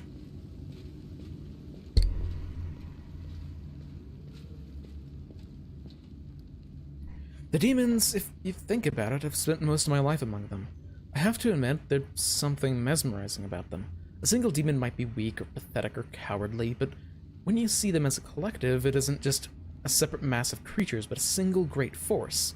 A tide which must be temporarily slowed, but never stopped. The front lines of the Abyss, here on the lands of Golarion, unstoppable, fanatical toward forward motion. We have something to learn from them, don't we? Well, evil is evil. That's right. You only study evil so you can learn how to defeat it, but learning from it. What could you learn from evil apart from how to do evil? Knowledge is priceless. Civilization is curious by definition, and if it becomes clear after experiment that it is dangerous, then the world should know about it. Otherwise, sooner or later, someone will think that of this experiment and do it again. But to refuse knowledge because of prejudice is not the wisest approach, I would think. Yeah, it is definitely. What's your relationship with Mom? But here it is. The demons are hiding the Sword of Valor behind this door. Be wary. I've heard them bragging about the traps that surround the banner. Magical, of course. The Sword of Valor is nearly impossible to destroy, and if they wish, they could drown the entire room in fire, destroying their enemies while leaving the trophy unscathed. Now, good luck.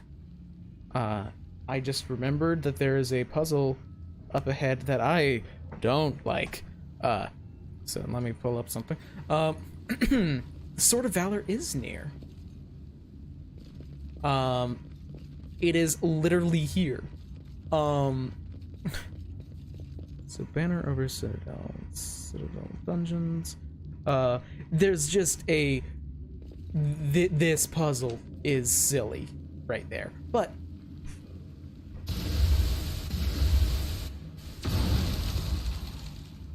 Cone of Cold would actually be pretty rough, but that's the spell I recognize. Yeah, so this puzzle is You have to click these buttons to try and organize to make these different sigils of different demon lords correct. Which is, not exactly fun. Wait, is it not here?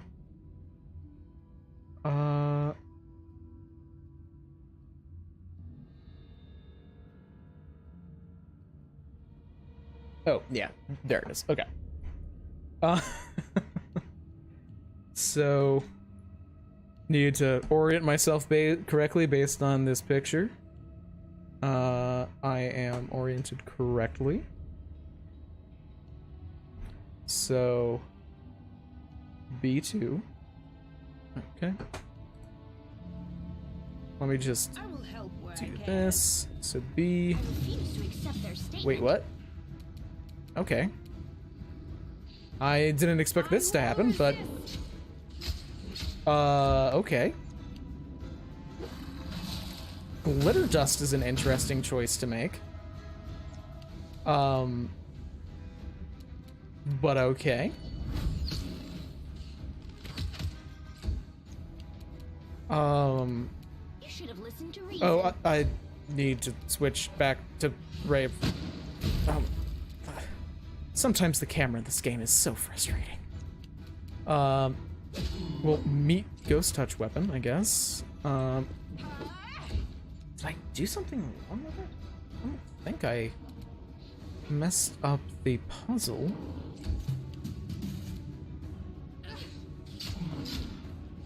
Maybe it's just something where you enter far enough into the room, it automatically triggers. That's probably it. And yeah, let's just get back to I'll remove this obstacle. missing with Nenio, Apologies. because she will not survive being in melee. The light. Take you. And I didn't mean to Prepare off there. yourself. Fantastic job, team. You've crossed the At wrong pitting. Okay, so now everyone get back off again. So I can continue with this. So that is done. A3, okay.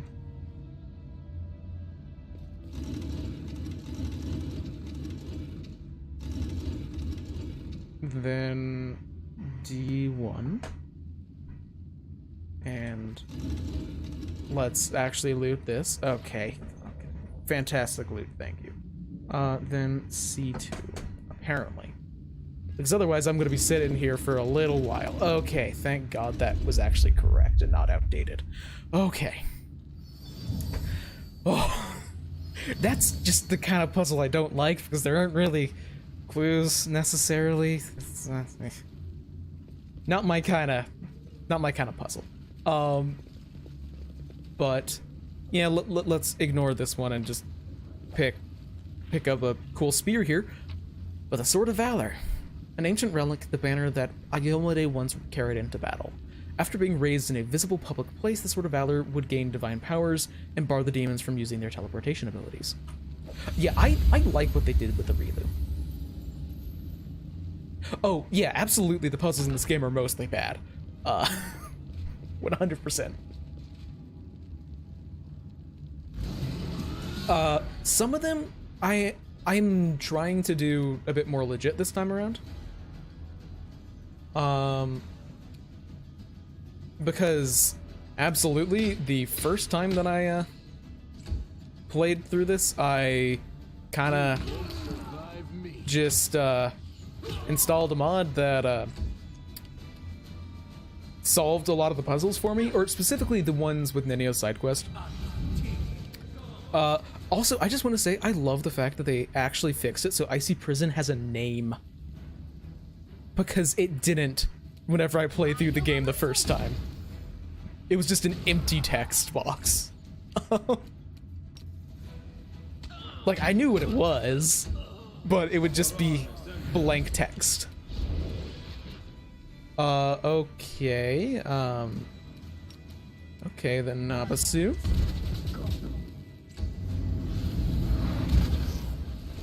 Fuck off. Kindly. Desna,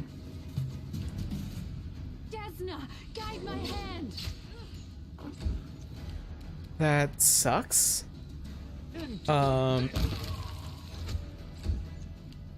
The inheritor, guide my Easily my least favorite demon type in the game. Easily. You should have listened to reason. Because negative levels are such a fun and engaging gameplay mechanic. Honestly, they're not the absolute worst. They're just not, like, very interactive. And I think I have a restoration prepped still, so...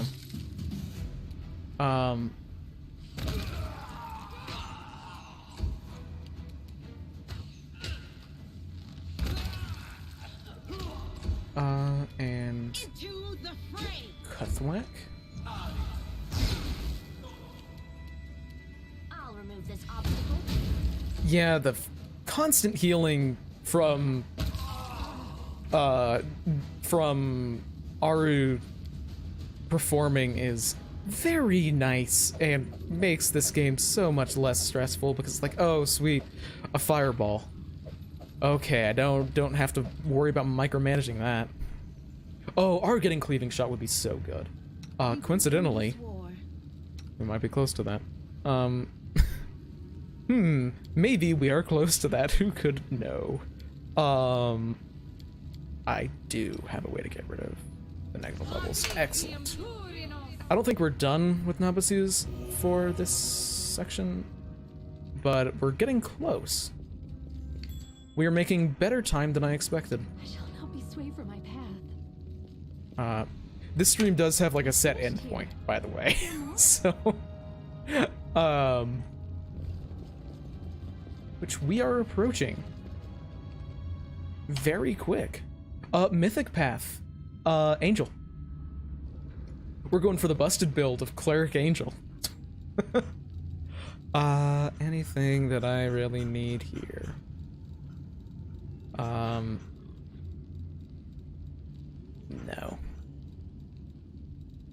Very much so, no. Yeah, I'm going for myth. Yeah, no, it's gonna be fun. It's gonna be great. I've been taking it, and of course merging. Wizards, yeah. I was originally going to be going for a kineticist main character for this playthrough, but then I decided against it at like the last second. But that's when I realized, like, oh god, kineticists don't have like any interaction with a lot of the mechanics.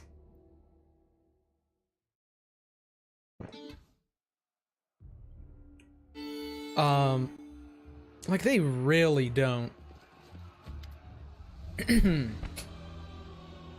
I am so excited for To Be Kineticist. Anyway, the legendary banner of the Crusaders is right in front of you.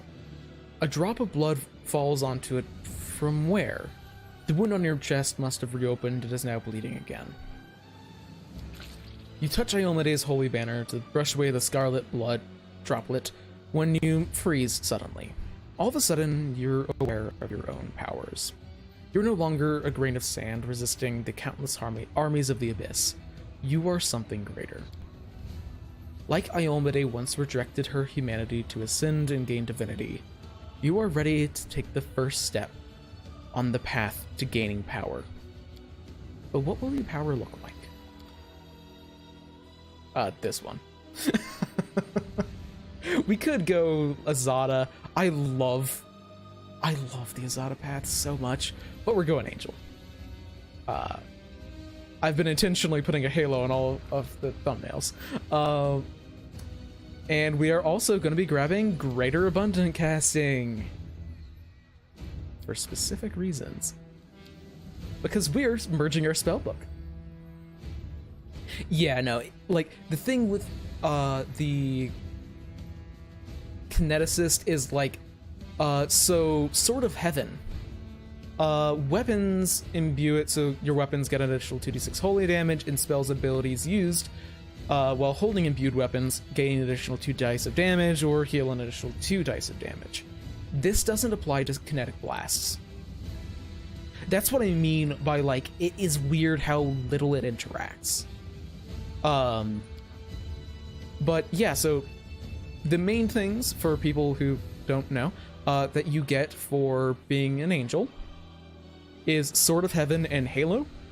Your Halo is just a constant effect where every ally gets a bonus on saves against evil creatures. Sword of Heaven is a buff that you can use every so often to really make your weapons dangerous or your spells.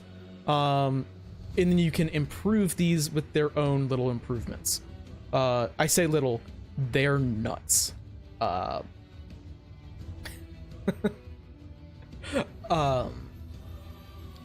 So yeah.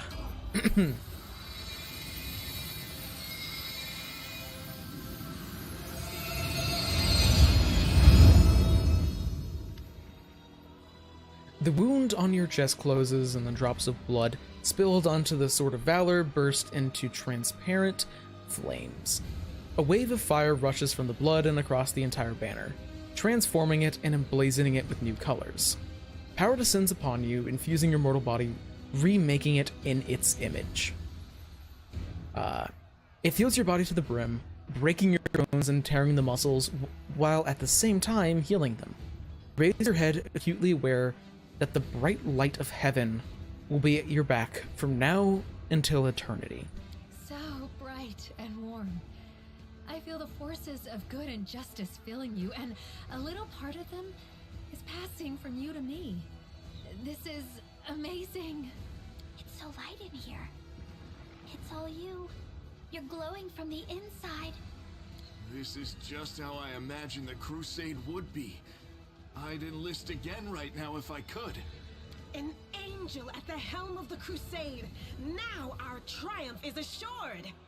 What an interesting turn of events. Such intriguing power. Girl, if you should suddenly expire, I would be happy to dissect your remains. Thanks, Neneo. Now is not the time to linger. We can reflect on events later. Now is the time to act.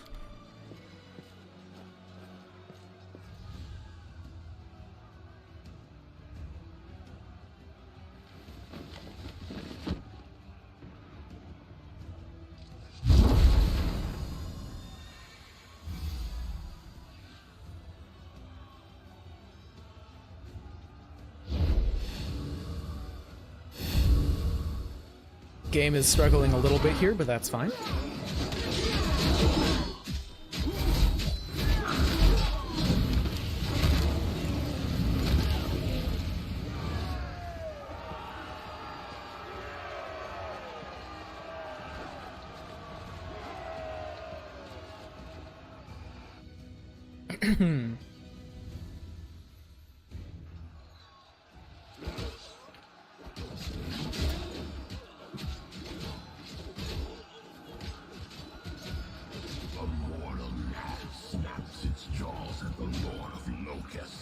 Milady, this creature's about to die. Shouldn't you? Behold, I behold the death I saw. I just realized Featherfall isn't a spell normally in this game. You see suture? They had to specifically give her that to her here. I've waited for a very long time, but now the hour has come to turn my ideas into reality. I still have things to do in Canopus, but you must leave.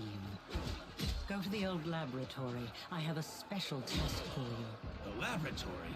I hate that foul place, but I dare not disobey you, lady.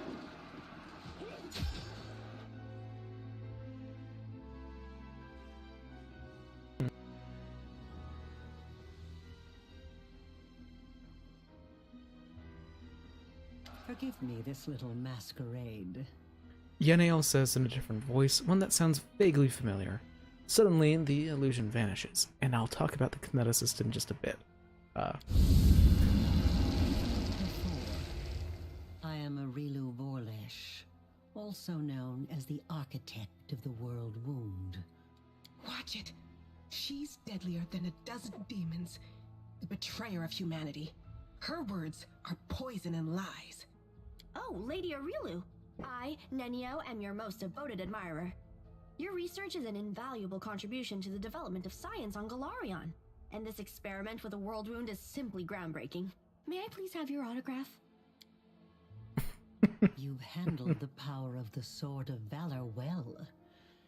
Such artifacts are almost like living creatures, and they react to their own kind, shall we say. The Sword of Valor once belonged to a mere mortal who became a goddess.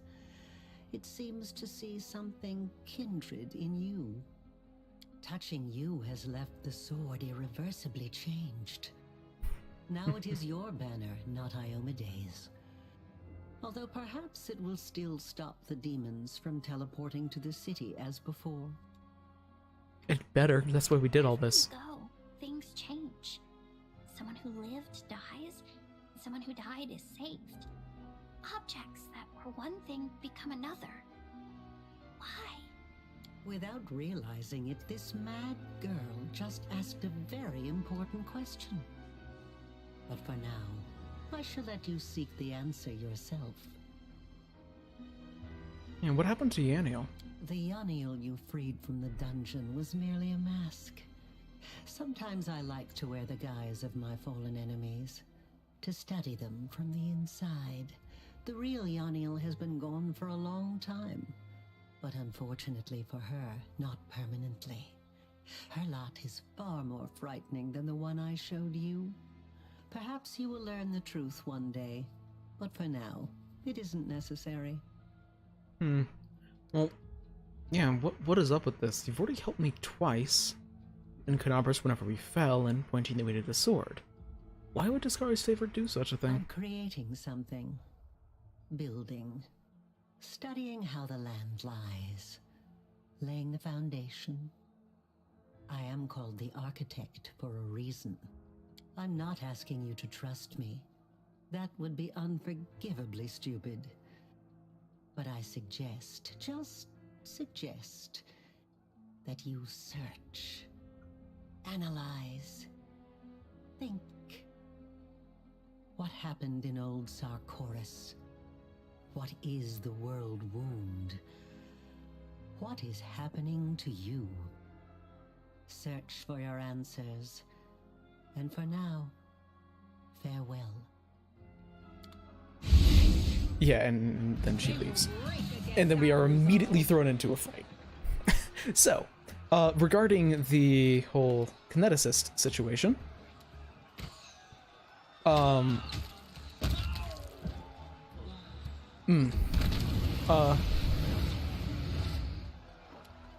so yeah, regarding the whole kineticist deal, I believe that the reason why I forgive me if I'm wrong about this, but this is the way that I'm interpreting what you're saying, Nash. I think the reason why it has taken this long in the lifespan of 2E for them to release the kineticist, not that the actual, like, class is coming out at a different time or anything, it's just that, like, we're like, what, like 3-4 years into the lifespan of 2E and they're just now making the kineticist? I believe that the reasoning for that is very simple. I think it's just that there's only, like, the kineticist as a class kind of breaks the rules. It does things entirely different from the way that any other character operates. Oh yeah, it didn't come out early in 1E at all. It came out in Occult Adventures, so that was like 8 or so years into 2E, into 1E, I think. Like, I'm not remotely surprised by it in the slightest. Also, there's distracting shots wouldn't be bad, but I kind of want to do something weird. So I'm taking Abundant Key. Actually, do I want to take Abundant Key? What are the other ranged ones? I think it's basically just that so much of it is, like, everything about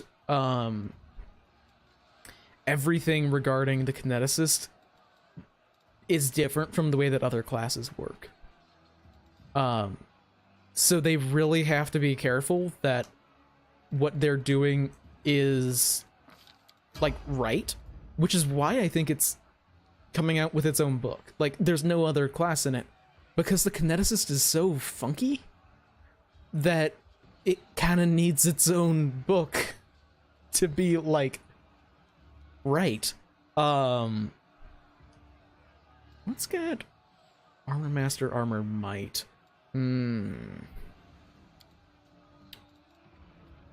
Because I kind of want one of those. Second Blood Rage or Bloodline would be good, but I don't think it's actually working. I think it's bugged. Yeah, let's get Armor Master. I kind of also want Armored Might, but we'll get there. Crap, who is this? Ninio. Okay. Ninio.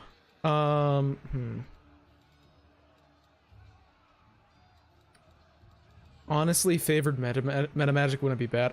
No, Harmonious Mage. Totally taking Harmonious Mage. It just removes opposition schools. Or rather, just makes prepping opposition schools the same as prepping normal. Here I am totally going to be taking... Actually, Soul of the Fae.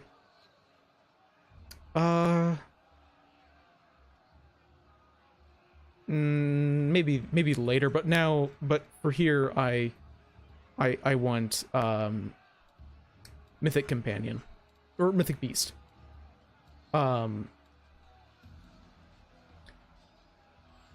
Oh yeah, no, like the classes that blur what is what are so cool.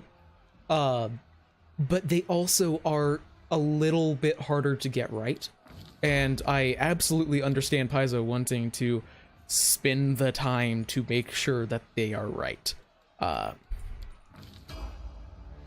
And so you might be wondering, so whenever I selected that I was going to be an angel, there was something unusual going on where it asked me, what do you want to do with your spellbook? You could have a separate angel spellbook, or you can merge. So I've merged, meaning that I'm a 13th level spellcasting cleric despite the fact that I'm level 10. Meaning I have access to 7th level spells. Unlike normal characters, like Ninio has access to 5th level spells, I have access to 7th. This is the reason why it's so fucking busted. It is broken. It wouldn't be nearly as, like, absurd if every mythic path got it, but only the angel and the lich mythic path gets it. So that's it's so, and yeah, absolutely I am intending on once I get to the point where my caster level's 25, casting something like Sunmark is Sunmark isn't a good example. What is a good example? Bestow Grace of the Champion. Basically, they get a immunity to disease and immunity to fear, and they add their charisma bonus to all saving throws. This only lasts 1 round per level. If you have caster level 25, and you extend this, and you have greater enduring spells, it lasts 24 hours. I am totally going to be doing that, by the way. But now, we can get Ward Against Weakness Communal, which makes everyone immune to fatigue, exhaustion, nauseated, and sickened, diseases, poison, ability damage, and ability drain for 10 minutes. That's phenomenal, because that's everyone gets that boost. It's insane. Angel spells are fucking broken. Oh, haste is the go-to. I'm just gonna let you in on a little secret here. I'm gonna be building Ninio to be able to cast all day haste. Because you can do that. You can totally do that. Because there are some items that boost the caster level on certain effects. I'm going to be taking... There's a mythic feat that allows you to boost your caster level for particular schools of magic. I'm gonna be doing it. It might only come online at like level 16, but I'm doing it. It'll happen eventually. Sunmarked is really good. It just additional holy damage on all melee strikes. Yeah, that's really good. And also, I don't like a lot of the 7th level spells here. Like, Holy Word is really cool, but you mostly fight things that have more hit die than you. Wall of Light's fun. But I'm just gonna get another Sunmarked. We have a lot of melee people in the party. Additional holy damage is really good. But then we can go down. The best fucking offensive spell in the game, Bolts of Justice, is honestly ridiculous. Because it's... Okay, you target someone, they take 1d6 points of holy damage per caster level, and they get a reflex save. If they fail it, they become prone, but it doesn't actually reduce the damage. This is also not affected by spell resistance. If they're evil, it instead deals 1d8 points of holy damage per caster level, and they have to make a reflex save or become prone and suffer -2 penalty on AC attack rolls and saving throws. If they're an evil outsider, it's 1d10, and the penalty's worse. If they're a demon lord, evil dragon, or lord of undead, the spell deals 1d12 per caster level. It just gets stronger the better people that you, or the stronger people you use it on. It is a fucking absurd 4th level spell, and there's an AoE version later.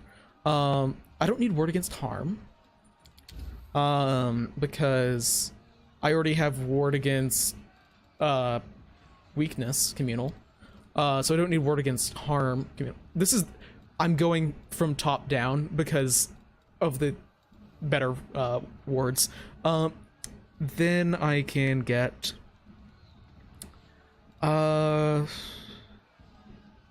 just checking the angel specific ones. Aegis of the Faithful is insane. Shield of Faith, protection from arrows, displacement, resist fire, cold, electricity, acid, and sonic for 1 minute per caster level, meaning it's all day displacement. Yeah. a lot of my 6th level spells are going to be on Aegis of the Faithful. Like, a lot of my spells are going to be on Aegis of the Faithful. Actually, Holy Hymn is 1 round per level. Let's not do that yet. Invoke Deity, because that's fun. That's silly. Then, yeah. Aegis of the Faithful's too good. Here, I do actually have that all day now, so I will prepare Angelic Aspect. And here, oh, look at that, another Death Ward slot. And I'm actually going to get rid of my Restoration, for another Death Ward, because I now have a greater Restoration in the bag. I'm just trying to look to see if there's any particularly good angel spells. None that I'm willing to give up Death Wards for. Death Ward is just too good. Ward Against Disease. Shield from Demonkind. I'll actually prepare that, yeah. Shield Against Demonkind is fun. Because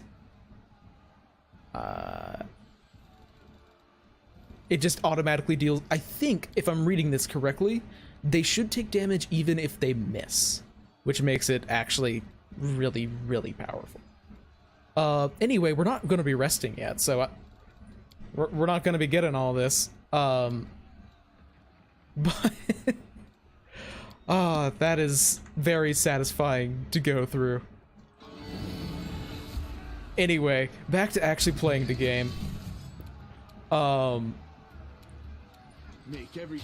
the way, all the demons are running from us, which is badass.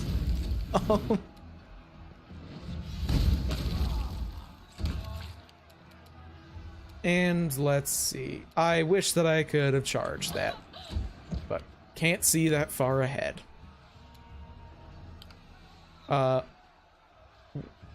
Oh, was she was forced out of her rage because of the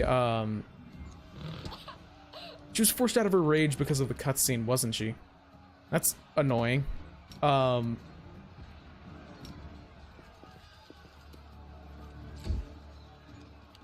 So something kind of funny that I feel like I should mention, just because it's just funny, is that okay, come on.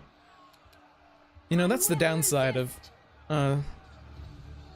Aru using Star Knives, is they are short ranged. You've crossed the wrong line.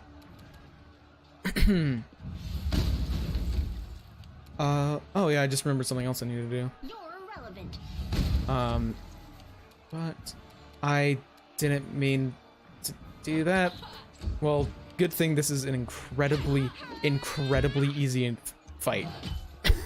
So we're not missing anything by accidental misplays. So one last thing to do before we move on to absolutely wreck someone that really deserves being wrecked is the little bit of cheating. So yeah, this is around the point. Oh, I am so excited for the kineticist, in part because I am playing a kineticist, or I am about to start playing a kineticist in a 2e game, and I just am like, oh, I really like the playtest version of the kineticist, but I want to see the full version of it. Give it to me, Paizo. It's just such a cool idea for a character. I just hope that there's more interaction with Constitution as a key ability score. Like that's my main wish. Oh, the wood kineticist, the metal kineticist. It's gonna be so sick. Like I'm looking forward to like everything about, or like they did say, I think that there was a spoiler, or not a spoiler, but just someone from Paizo talking about Rage of Elements. And they did say that they are going to be going back to something more like 1E, where every kineticist starts with one element. And so all kineticists are going to be starting with one element that they then get access to more over time, or they get stronger with their specific element. That is something that they said that they're going to be doing. Yeah, no, like, I want to see how they actually implement it, because I did like what they were doing, but I want to see what they're changing to before I get like, oh, but what they had was fun. I want to see what they replaced it with before I get upset about that.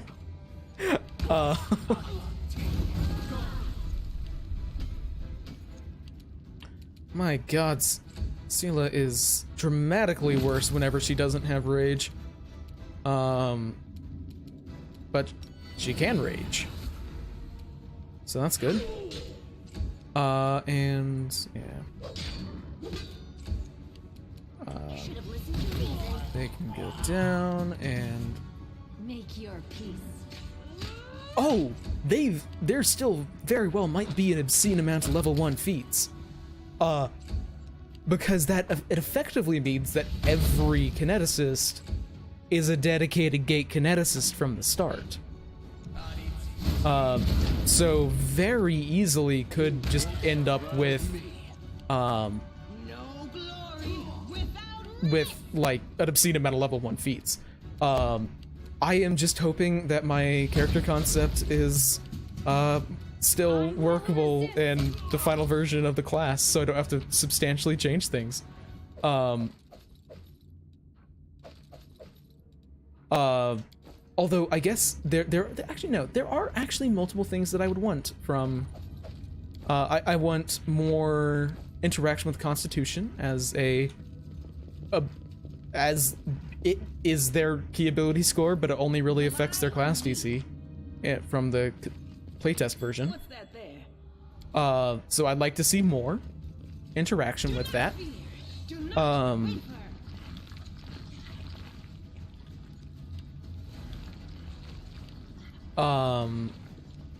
Yeah, no, I totally understand the wanting things to be at level 1 and not later, because that is absolutely a problem that I had with classes with the 1E kineticist. Is I only ever wanted to play a single element, because it's like, how do I justify this person that's only been shooting around fire suddenly shoot around ice?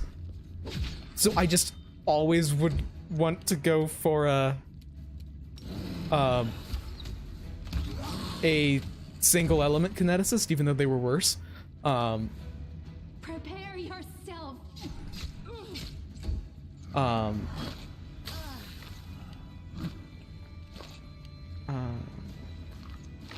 Oh, they do use their class DC way more than other classes do, but I would, like, when I'm talking about, like, interaction with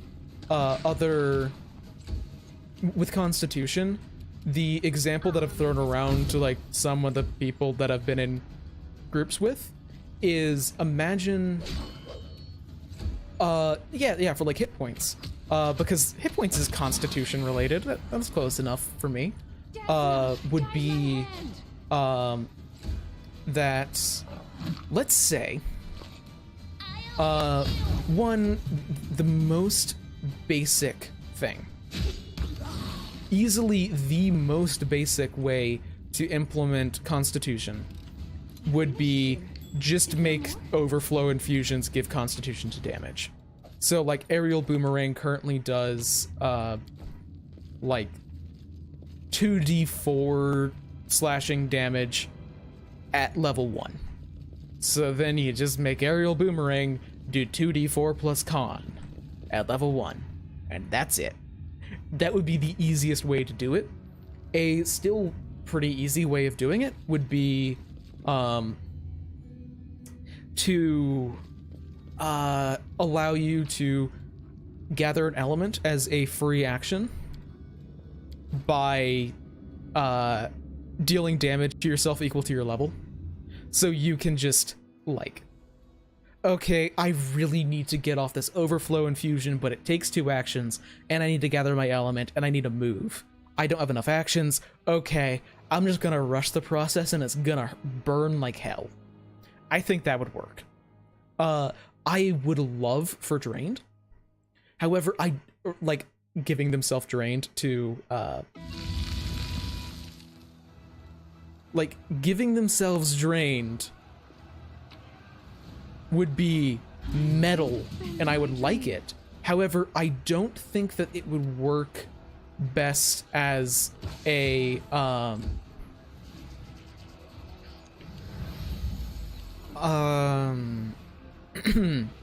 I don't think that it would work well as a core class feature, because Drained is so crippling that I don't actually think it'd be a good idea to force everyone to have to deal with it. Like, every kineticist to have to deal with applying Drain to themselves.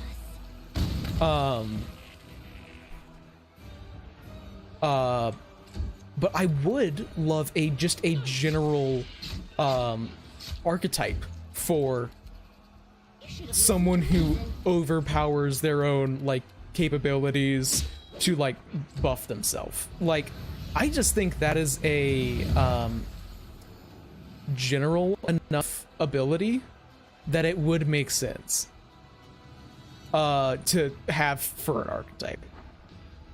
Like, I just want an archetype for, like, a fighter who is willing to give themselves Drained for the rest of the day to massively buff themselves. I just think that'd be fun. Make every strike like fighters or wizards or anyone being able to accept a really bad condition for the sake of power, that's just fun. And I don't think that should be limited to a particular class. Okay, yikes. I didn't realize that they actually... Okay. For some reason I thought I was immune to disease, but... I think I can at least get rid of the con damage. Too late for apologies. I kind of mentioned at some point, I might have mentioned this. It's easy to lose track of things whenever I talk about Pathfinder as much as I do, but I think that there's definitely a place for like a ninja sort of class, which is literally just all about focus points while still being a martial character. So like lots of movement and like it would be very movement and crowd control based for a martial class, but like smoke bombs, like that sort of stuff, I think could be cool. And let me remember to actually get rid of, at the very least, the con damage from the main character.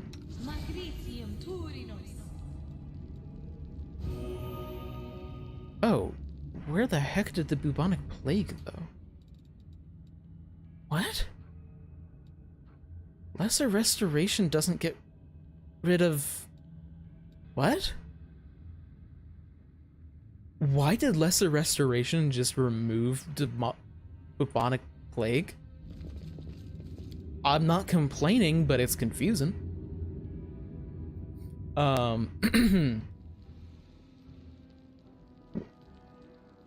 All right.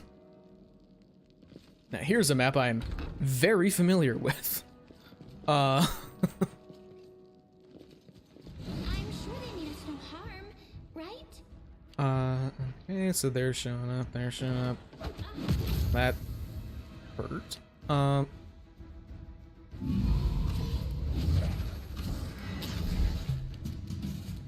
right. Let's actually get the clavicus out. Crossed the wrong mongrel. Okay, I wasn't expecting to actually almost get the clavicus down in one turn. There is another one, of course there is.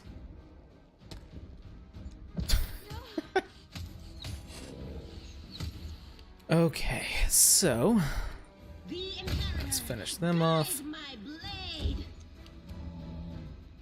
I am staggered because fucking clavicuses. Do I haste? Yes, I think I've got like 3. So screw it, yeah, let's haste. Let's actually move up in haste so I can get everyone. Who knows? It's in no way gonna be long enough for what I'm hoping for.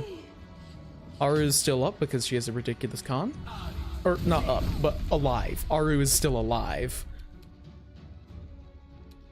Wait. How does... I guess that there was still, for a moment, I'll hit you. inspiration?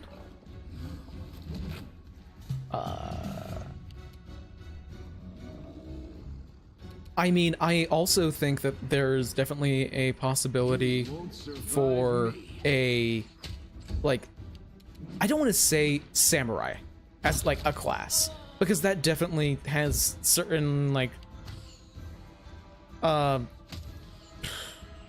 words, certain kind of people have something very much in mind whenever someone says like, oh, what about a samurai class?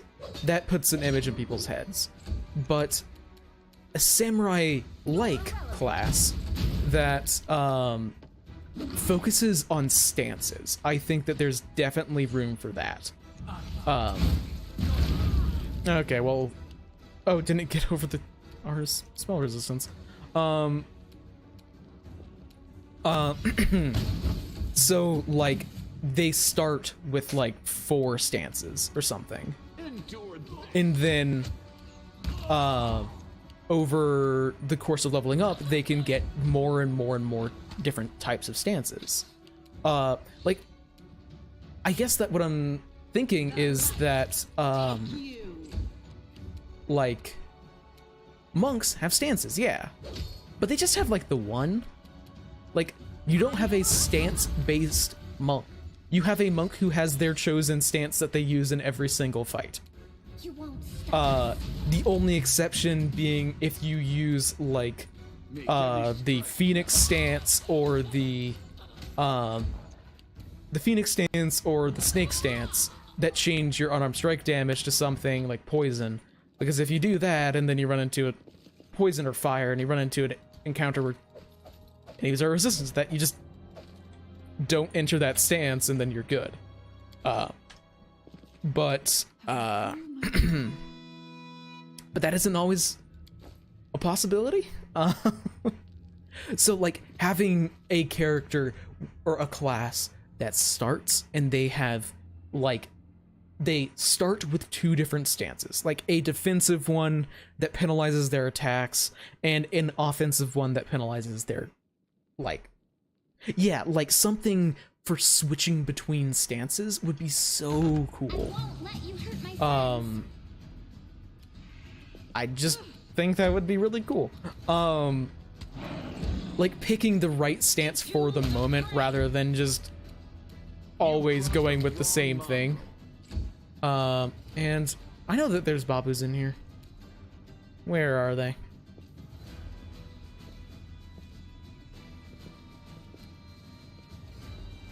Well, they're somewhere.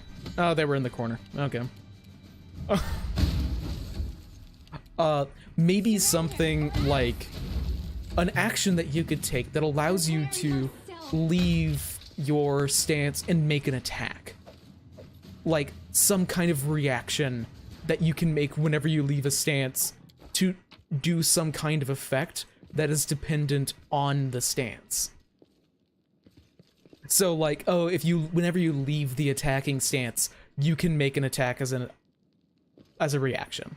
Something like that would just be like, oh, that's interesting. Oh, yes, what? All right, future princess. Yeah, like, I don't know. There's just a lot of potential there for like, oh, that's cool. Which is my kind of stuff. And that would make for such a great switch hitter, actually, but not like actually a switch hitter, but a switch hitter in spirit.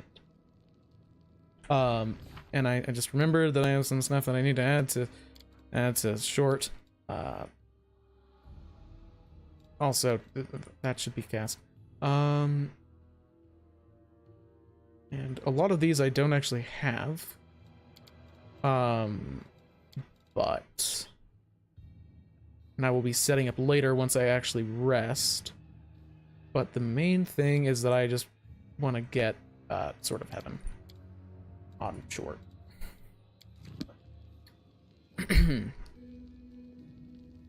Oh yeah, sheath sword stance into cleaving. Yeah, like oh,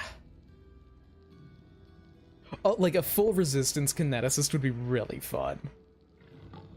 So let's save, because this is totally an important encounter or room. And we walk in. Let's run, sweetie. Let's go. Why are you so slow? They're almost here. I'm not going anywhere. Don't you feel it? She's got that damn rag with her. I can't teleport. She's going to kill us. If she kills us, then so be it.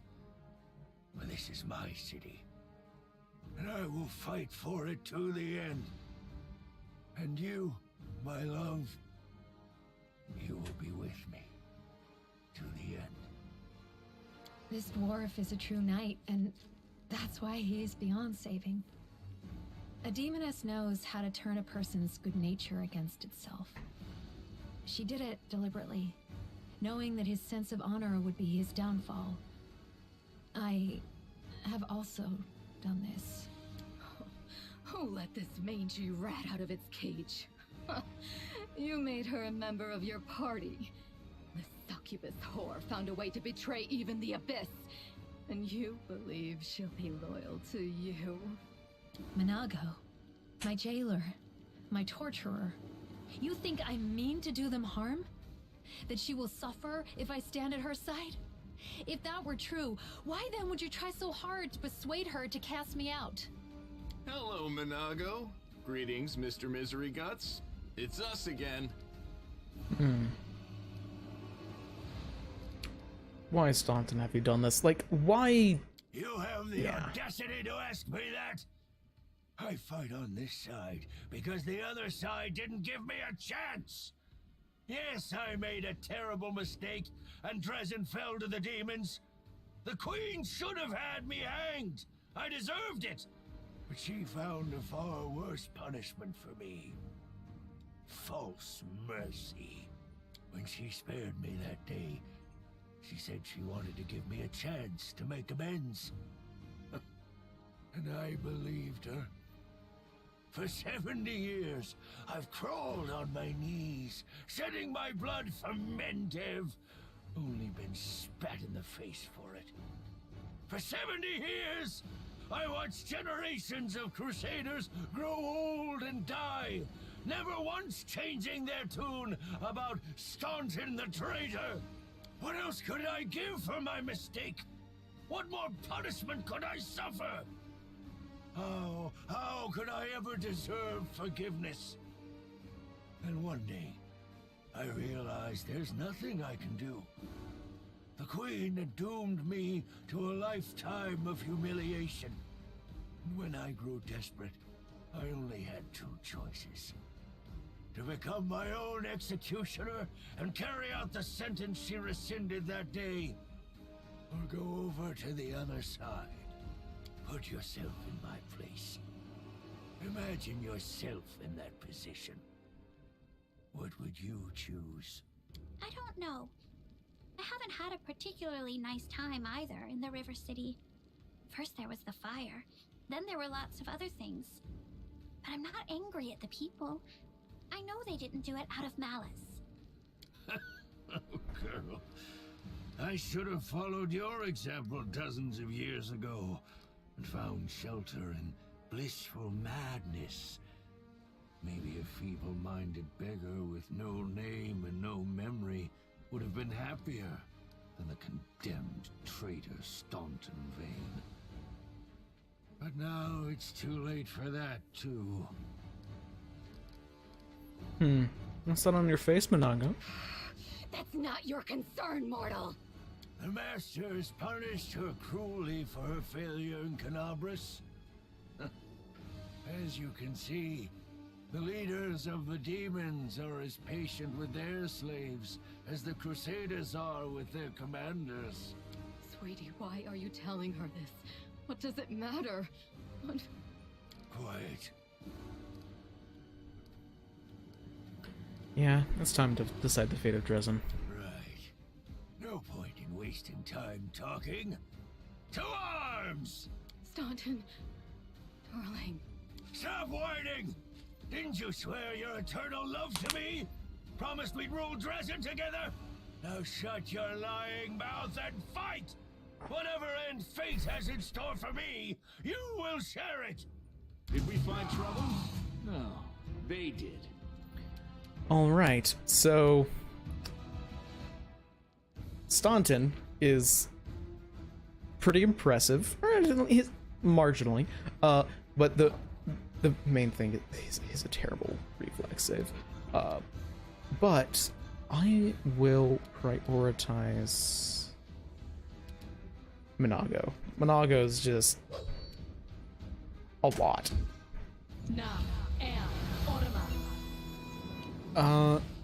Then here. Don't think. Yeah, I don't really have any spells that I want. So. Desna, guide my hand.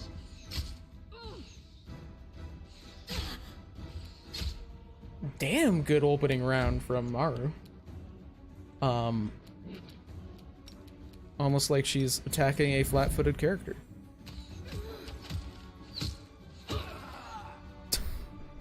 Minago's almost dead. Oh, that sucks. But hey, you guys aren't immune to mind-affecting effects. Phantasmal Web on at least one of them failed. Let's go after Monago because cutscene time. You stubborn ass! You want to die for a heap of rocks? Go ahead. I'm not staying here. No, my dear. You are. You will either fight to the bitter end, or I'll break your delicate little neck myself with these very hands. Are you threatening me, my mortal toy? Me? And with what? With the power I gave you. You ungrateful beast!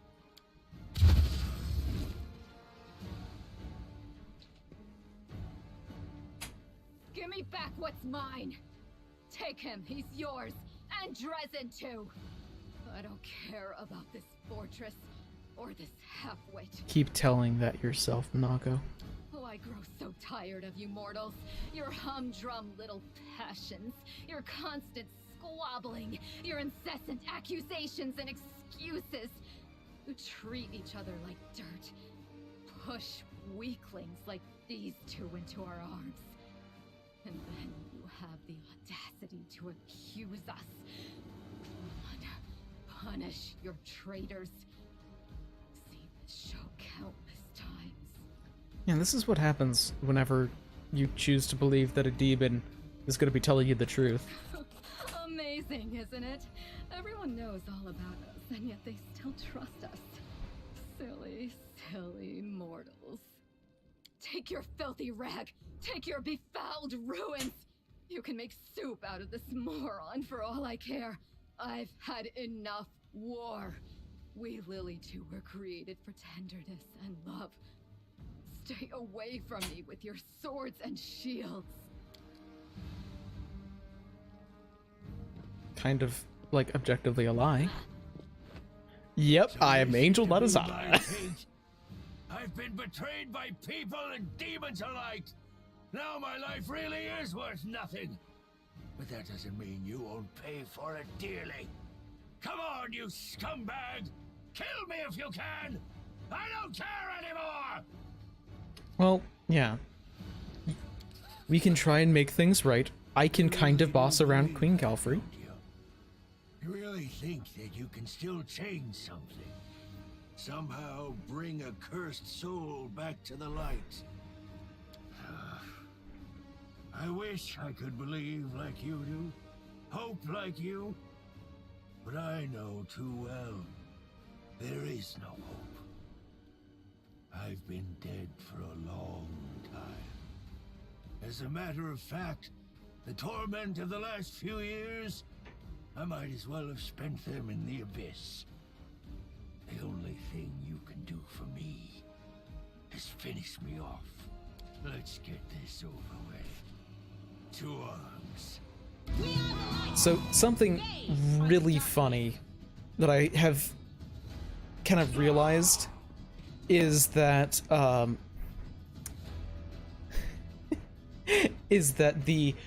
Monago is effectively the, Team Rocket of this game.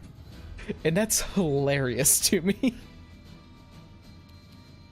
Oh no, we're blasting off again. Your performance is lacking. Okay, lucky crit. Oh my god, Staunton, what the fuck?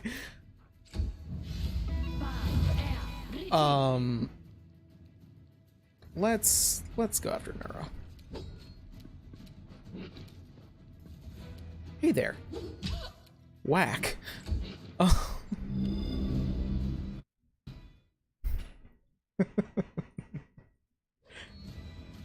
Nice to have you here, Paul. No, whenever I saw, oh my god, she is the Team Rocket, I was like, oh, that's too perfect. And there goes Stompton.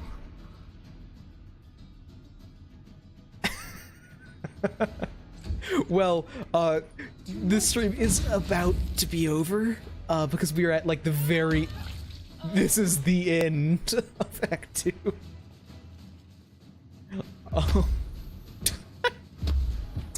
And everyone is still suffering from phantasmal putrefaction. Anyway, let's loot Staunton's corpse. Soul Shear is a incredibly good glaive.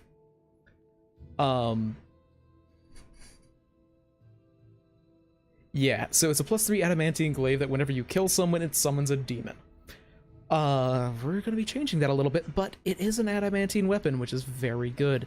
Carapace is a nice weapon, or nice set of mithril armor. Whenever you take damage, they have to make a saving throw or take a little bit of damage. Anyway, physical form, inspired wisdom.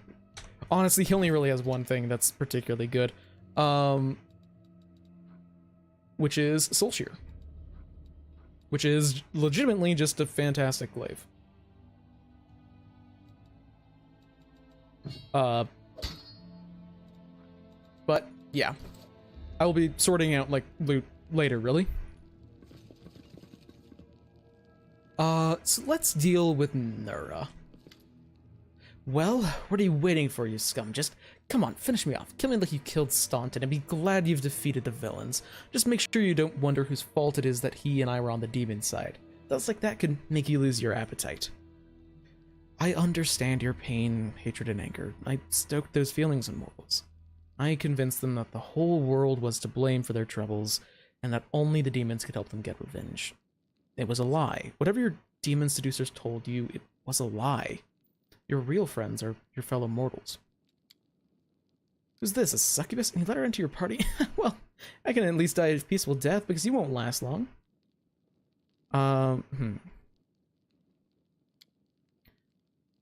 Yeah. I am going to lock her up. Because... yeah. Yeah. Yes. I believe that there is a way to call her out beforehand. In particular, I believe that it is also, I really wish that Sula could equip Carapace, because I actually like such good armor. So I believe that they're to call Nura out on her blatant behavior where she is actively trying to plot against the the crusade. I believe that you need to go into her room, find that she has the perfume that led the Vesicators to you, and also catch her lighting tents on fire during the gargoyle attack. And yeah, I think you need both of those, and then you need to talk to her in camp. I think that that is what you need to do. So, like, and then you can call her out on it. Like, I called her out on it beforehand. The commander of the crusade has managed to overthrow 70 years of demonic rule in Dresden and restored the Sword of Valor to its rightful place. Will the commander be able to defend the banner she has won with such a valiant effort?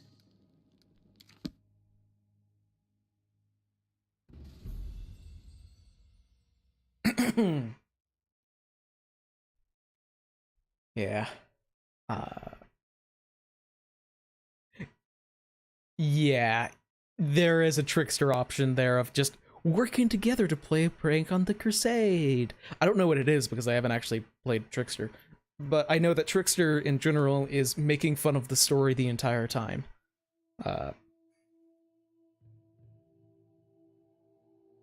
Awfully long loading screen. It's almost like we're loading into a massive map for the first time.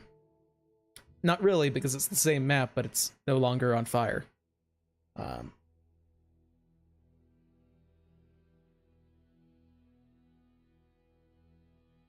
But yeah, this is an impressively long loading screen.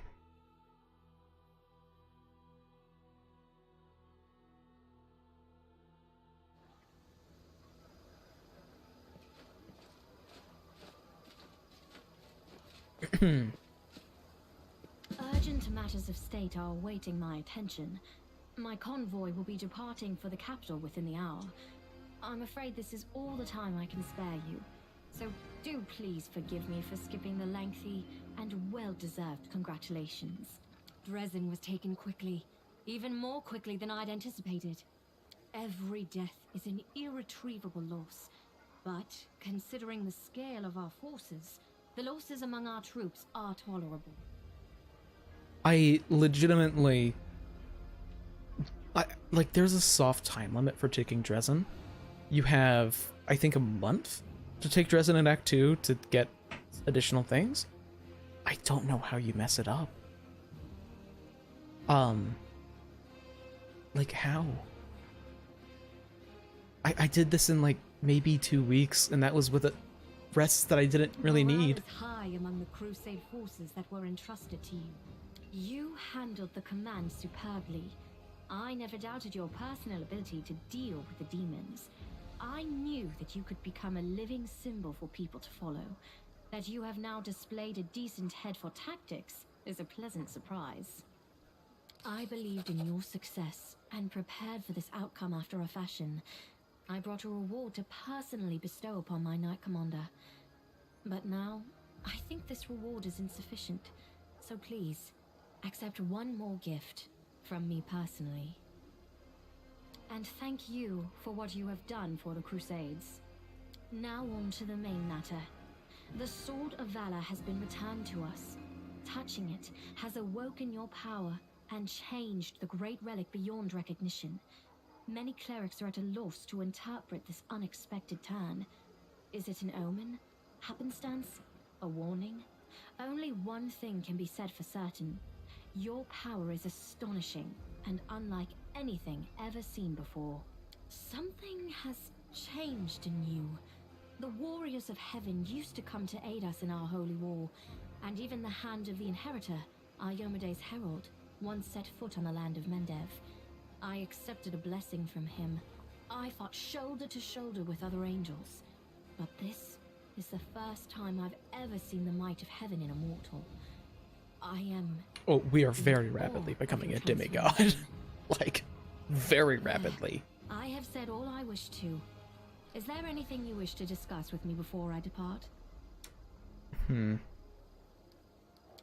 a Relivora showed up. Wound? Here?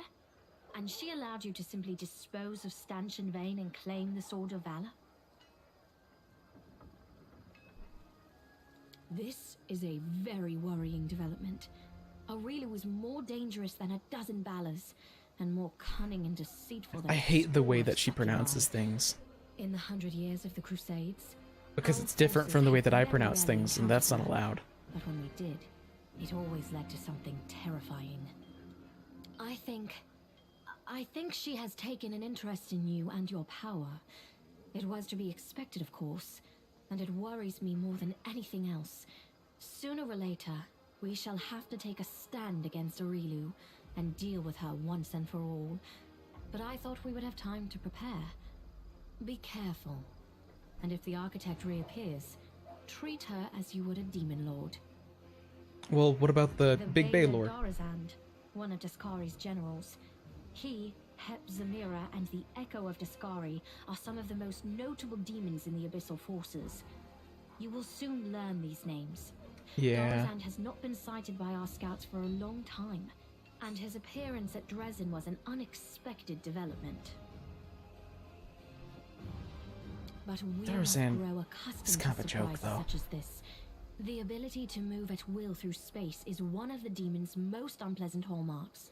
Fortunately, the Sword of Valor takes care of that problem for the areas around Dresden. Very well. Then I shall take my leave. Irabeth will bring you up to speed on the situation in the city and surrounds, and together, you can decide on what next steps to take. Good luck, Commander. Remember, this is but the first step. The road ahead will be long and difficult. Allow me also to congratulate you on your victory, Commander. We won the battle for Dresden, but this war is far from over. At Wildemage Door's fucking Demons broken. know our true strength, so we must brace ourselves for a merciless counterattack. They will do everything they can to gain control of the city and destroy you personally, and all of us along with you. The only good news is that cultists make up more than half of their forces, so they will have to march the same roads as our fighters. If they were all demons, they could appear here instantaneously and lay siege to the city. Praise Iomedae Well, for small they wouldn't be able mercies. to appear here instantly because they do... Actually, no, some demons do have at-will greater teleport, so they would be able to show up instantly. Yeah, no, those... At-will greater teleport is dramatically scarier than at-will dimension door. At-will dimension door can only take you, in first edition, 400 plus 40 feet per caster level, where greater teleport is like 100 miles per caster level. So... The main demon forces are moving out from the City of Eyes and the Threshold Fortress. Scouts are reporting that for now, we don't stand a chance of tearing through the defense and launching a counterattack. We can only gather our forces, rebuff their attacks, and wait for the right moment. Unfortunately, other hostile groups keep appearing out of nowhere. And on top of all that, Minago is still prowling around somewhere out there. Anevia is trying to find out where that Abyss scum has run off to. Maybe she's already got some leads. Luckily, we are not alone. Mendev is with us. Queen Galfrey has sent us the first reinforcements. They've just entered the city. Besides, news of your victory is spreading through Avestan. I'm sure that crowds of new volunteers will soon be pouring into Dresden, inspired by your feat. And that's very good news, because we're going to need troops. Here is a brief report about the main problems we're currently facing. Yep, so demons with special powers, a secret path, a missing patrol, and dragon. What about special powers? Remember that Nabasu that attacked our camp? He had powers that no ordinary demon should have.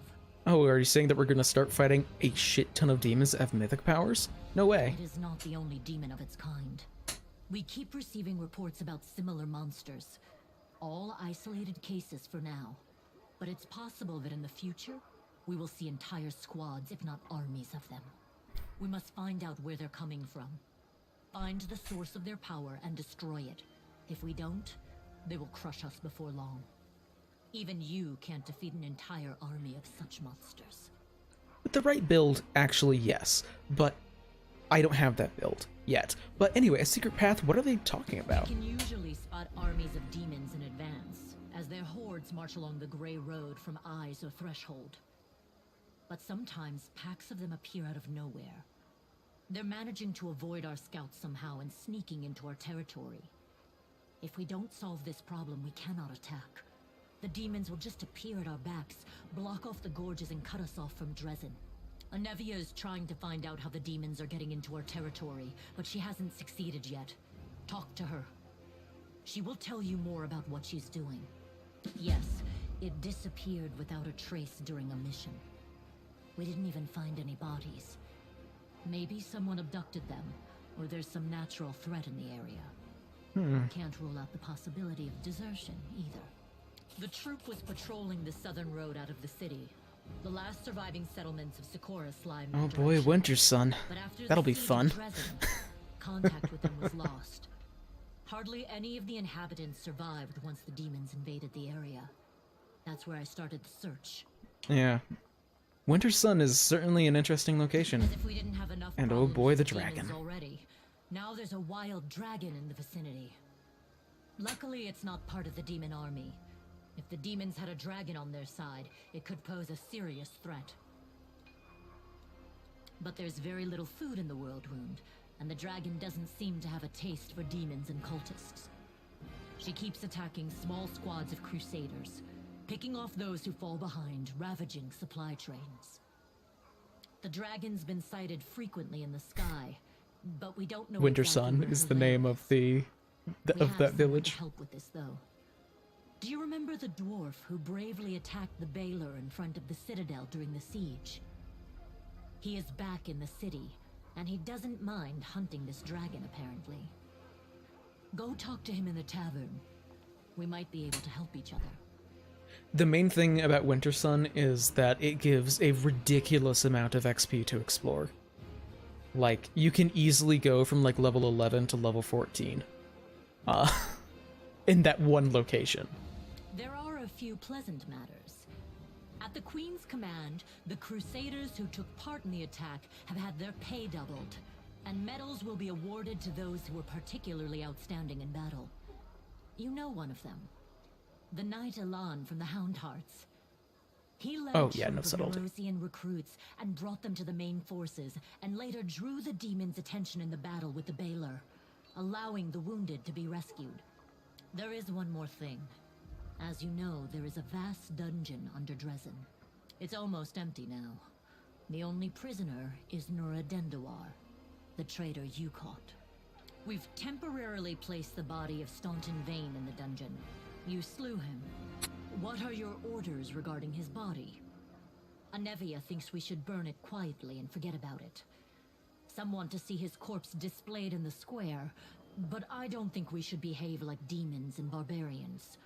He may have been our enemy, but he deserved to be buried as a knight. However, the decision is yours, of course. Oh, yeah, no, we're burning his body quietly. In general, as a general rule, going with what Anevia says is a good idea. Anevia knows what she's doing. Right you are, Commander. Commander. That day during the battle, No. My apologies. That is all, Commander. Thank you for your time. And that's Act 2 of Wrath of the Righteous. We now have an entirely new part of the game to go through, and also the entirety of Dresden to explore, go around, talk to different vendors. There is so much stuff that has been opened up by this. So, that is going to be where I am stopping this stream, though, because I am tired, and I have some other stuff that I need to do later tonight, and it's just also a very convenient and smooth stopping point. So, it has been a blast streaming, and I hope that everyone enjoyed, and yeah, I guess until I see you next, live a wonderful life.